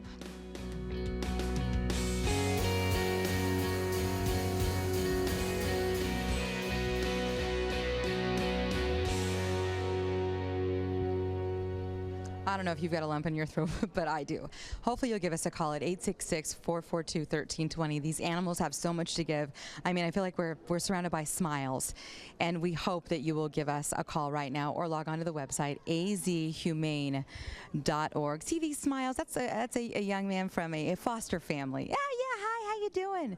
So hopefully you will do what you can to help. 866-442-1320. Brittany? Yeah, it's really touching to see the community coming together, and we have one final push because time is really running out. We still need lots and lots of donations here for Project 121 Action for Animals. We're going to bring in Ashley Goebel right now, and she's the host of Pets on Parade, and she wants to tell us about one of the faces of our Project 121, one of the 6 special faces, and you are here to share with us about a cat named Indiana Jones. Yeah, he got his name for a reason. He was quite the adventurous kitty, living out on the streets as a stray and ended up getting attacked by 2 other dogs, stray dogs. So it took a good Samaritan with a garden hose to break up the mess of madness going on, but thankfully the EMTs arrived shortly after and brought him to the Second Chance Animal Hospital. His leg was very badly injured, and unfortunately we weren't able to save it. We had to amputate it, and his tail was also wounded as well, but we were able to just get a few stitches and we were able to save that. So we sent him off to a foster home, and his foster family says that he got around no problem. A couple days later, he was bouncing around the house and climbing up on the chairs and wanting to cuddle. And after he made his recovery, a great family with kids ended up adopting him, and they say that he's just still very young, very animated, and still very adventurous to this day. So doing very well in his new home. Yeah, it's great to hear stories like that, but a lot of times, you know, to give an animal that much care, it's really expensive. It starts to add up. So if you have any extra money that you can donate, any amount matters and will help us reach our goal of $400,000. We only have a few more minutes left in the telethon. Please call 1-866-442-1230, or you can visit the website at azhumane.org. So Kaylee, we're going to send it back over to you, but just a reminder that the Parsons Foundation is going to match every single dollar until we end the telethon at 3:30. We thank Bob and Renee Parsons for that. I mean, this is just huge. 866-442-1320. If you've been waiting, kind of hemming and hawing, I don't know. Again, Brittany just said it. Any amount you can give would be absolutely wonderful. And we obviously love to talk about the happy aspects of these stories, the happy endings. The dog you're about to meet is one of those stories. But to get to this happy place in his life, Louis experienced horrible abuse at the hands of his owners, of all people, as well as compassionate care at the hands of the EAMTs who came to his rescue. Louis is just one of thousands of animals that were given a second chance at life. When EAMTs arrived on scene, Louis, a victim of animal cruelty, had extensive chemical burns. Rushed to Second Chance Animal Hospital for emergency medical care, Vets assessed the severity of horrific burns to Louie's back and hindquarters. This courageous dog's life-threatening injuries were monitored hourly, while a feeding tube addressed his severe emaciation. After weeks of intense treatment, life-saving medications, and a stay within our isolation ward, Louie was placed in AHS's foster care program. Come on, sit down. Once fully healed, Louie was finally given a new leash on life when a family who suddenly lost their own dog discovered Louie. It was a tragic story. Somebody had chemically burned him, poured acid, they don't exactly know what, and he was reported to the Humane Society and they went and rescued him. There isn't a time that I don't look at the dog and I don't wonder, how could anybody do that and how can he be so good-natured after having that done? The feeling of finding a forever home for a pet and knowing that they're happy and they're going to be loved and cared for, it's indescribable. Sadly, not all stories end like Louie's. While heartbreaking, it is the spirit and courage with which these animals live their lives that inspires the staff and 1,700 volunteers of the Arizona Humane Society, because we truly believe every pet deserves a great life. I think all the people that work here do great work, but it's the people who provide the financing to allow us to do this that are the real heroes, are the real lifesavers. He's a very happy boy. We love him very much. He's happy, the family's happy. This is a great story. Myra, we're going to chat with you in a moment. I want to bring in Stephanie Johnston. She is an EAMT, and you fostered Louie. I did foster Louie for about 4 months. He stayed at my house with all my dogs, and we healed him up really well. And you know, this has really created a fantastic bond between the two of you, which is great. Myra, you're the one who came to Louie's rescue. I mean, how wonderful. And I can only imagine your family has just completely benefited from this relationship. Yes, he is absolute the joy of our life. And actually his sister was also a foster of Stephanie's, Layla. She's a little 3-legged Australian shepherd. She's not as social as he is though, so she's not here. Did you think when your family made a choice to bring a 4-legged buddy into the home, did you ever imagine, first of all, that you would run across a guy like Louie? No, his story is absolutely amazing and he's an inspiration to everyone. The character of these animals. I mean, when you see these dogs and cats smile, because it does seem like they're smiling, I mean, doesn't it just warm your heart? It does, you know, and when you pick them up and you touch them and you help them out. This is a Hollywood dog, you guys. I think they know that they're helping them out and that you're saving them and they're getting out of the situation they're in, and they go to people like wonderful Myra here, and you know, it's just that's why we do what we do. You know, that's why we save the animals. Absolutely. And it's why families like yours step in and say, okay, we're going to give a loving environment to these animals. Absolutely. They are just our every joy of every day. Well, see, there you go. It's 866-442-1320. Your dollars are being matched right now thanks to the Parsons Foundation. Tess? All right, we are here. Guy and I are here very excited to welcome these two lovely ladies from Safeway. We have Tony and Nancy. Thank you both for being here. Thank you. And you know what, folks may not realize, today's Pet Telethon is actually a culmination of events that have been going on for a while, and Safeway partnered up with us as well. Tell us about what you guys were doing. Oh, we are raising funds. It was so much fun. As a matter of fact, my store raised the most funds in Arizona. Congratulations. Thank Which you. store is that? Brag, brag. It's Scottsdale at Kierland. Very good. Yeah, so my employees were so excited to raise these funds for such a good cause. And Nancy, important for you guys to be involved in this. It's very important, and on behalf of Safeway and our very generous customers, without our customers we would not be able to make this presentation, and our over 11,000 employees, we're very honored to present the Arizona Humane Society with a check for $50,000 today. Woo-hoo! Thank you so much. We love seeing those numbers. And you know what this means? Guy, correct me here if I'm wrong, but because the Parsons Foundation is matching every donation that comes in right now till the end of the show, this $50,000 is $100,000. Is that correct, Guy? I believe so. We'll have to check with Well, now that I just put that thought in there, either way, we love it. $50,000 from Safeway customers, employees. Thank you so much. Thank you so much. All right. right, there you go, Kaylee. I love you for that. That is hilarious. Tess, thank you very much, and hopefully that will turn into 100 grand. We want to introduce Dr. Croto. You've been here with us today, and we appreciate all that you do. Talk to me about this little pup. This is Sly. She's one of the little pups that we've had in our little playpen all day long, and so she's going to be available for adoption after our telethon.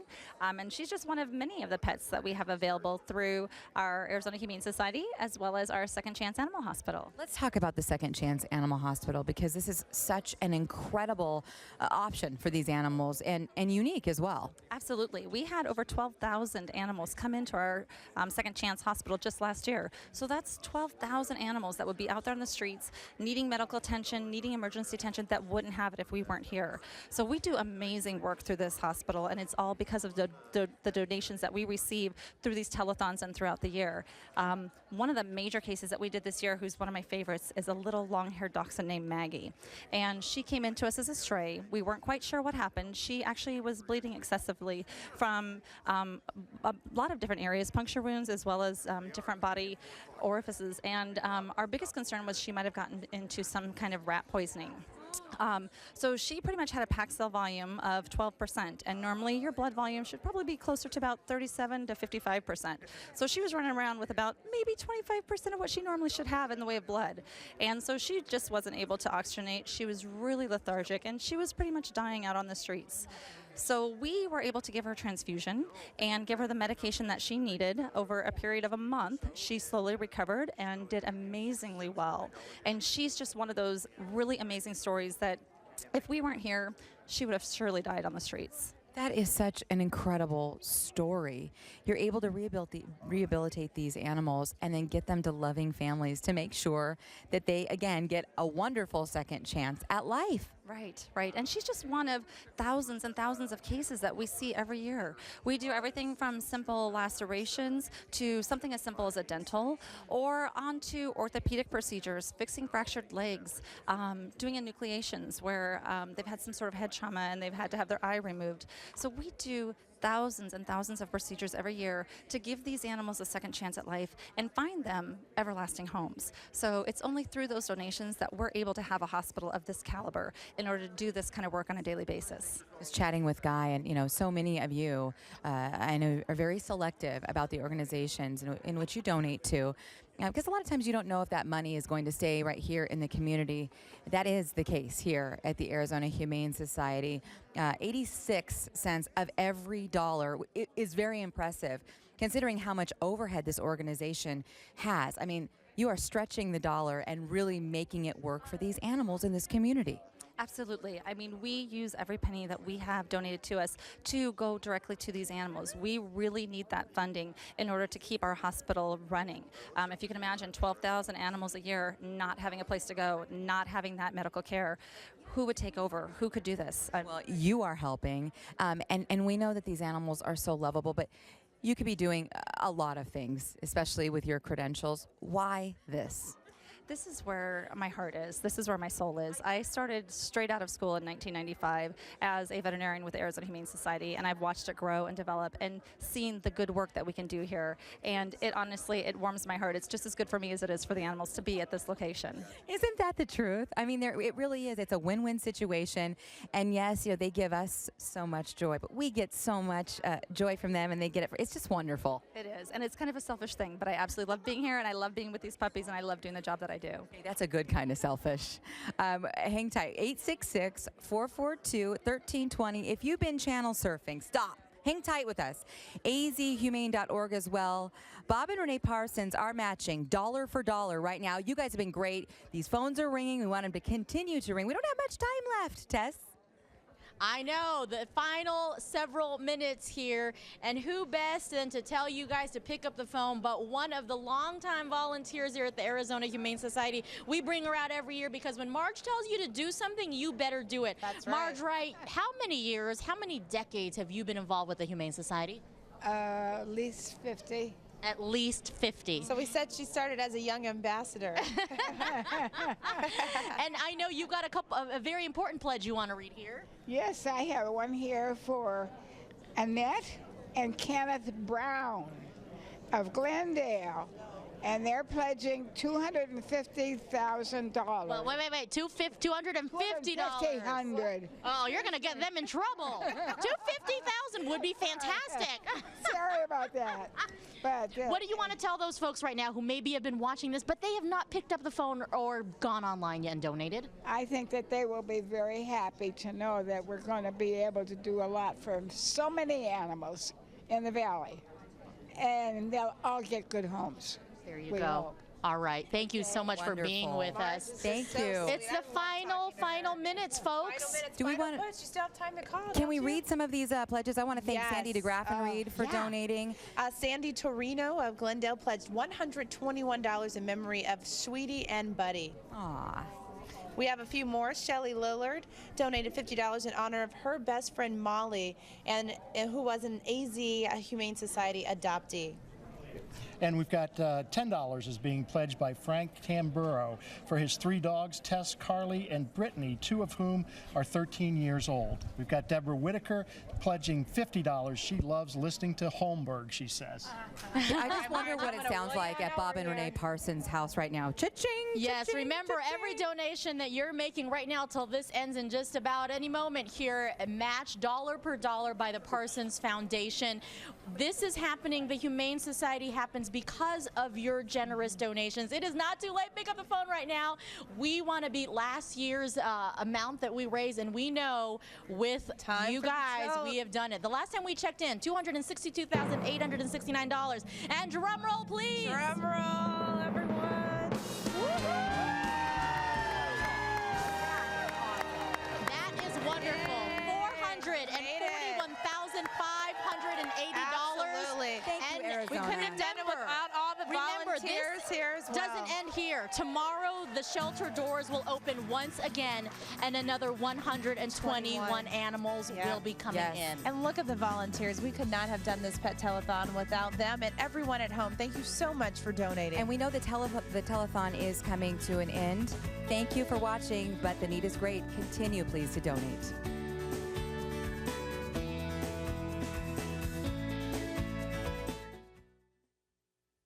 Next, Dr. Bill, Mother-in-Law Mayhem.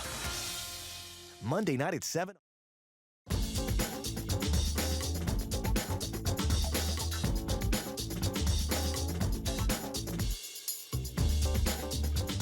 Congratulations to Tim McCarver, winner of the 2012 Ford C. Frick Award for major contributions to baseball by a broadcaster.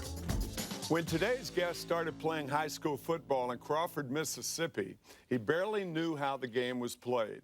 But he worked hard, then harder, and then even harder still, and became an all-state receiver, an All-American at Mississippi Valley State College, and an All-Pro with the San Francisco 49ers. He didn't stop working until he retired as the greatest receiver in history, and arguably, as one recent poll stated, the greatest NFL player of all time. And it's my real pleasure to welcome a guy that I've admired for a long, long time, Jerry Rice. How are you? Fantastic. Thanks for having me. Well, I'll tell you, that glowing opening is only deserving for you, Jerry. I mean, for a young man who was the 6th of 8 children in Crawford, Mississippi, who used to catch bricks and felt there was pressure catching bricks, because your dad was a mason, right? Yeah, he was a mason, and he would take me to work with him during the summer, and I had a job to do. And if I didn't do my job, back in Mississippi, you got discipline. So he taught me the meaning of hard work. And, you know, after I got drafted by the San Francisco 49ers, I think it was already instilled in me, and I tried to carry that on. You have stated that you need hard hands to catch bricks and soft hands to catch footballs. Okay, the funny thing about the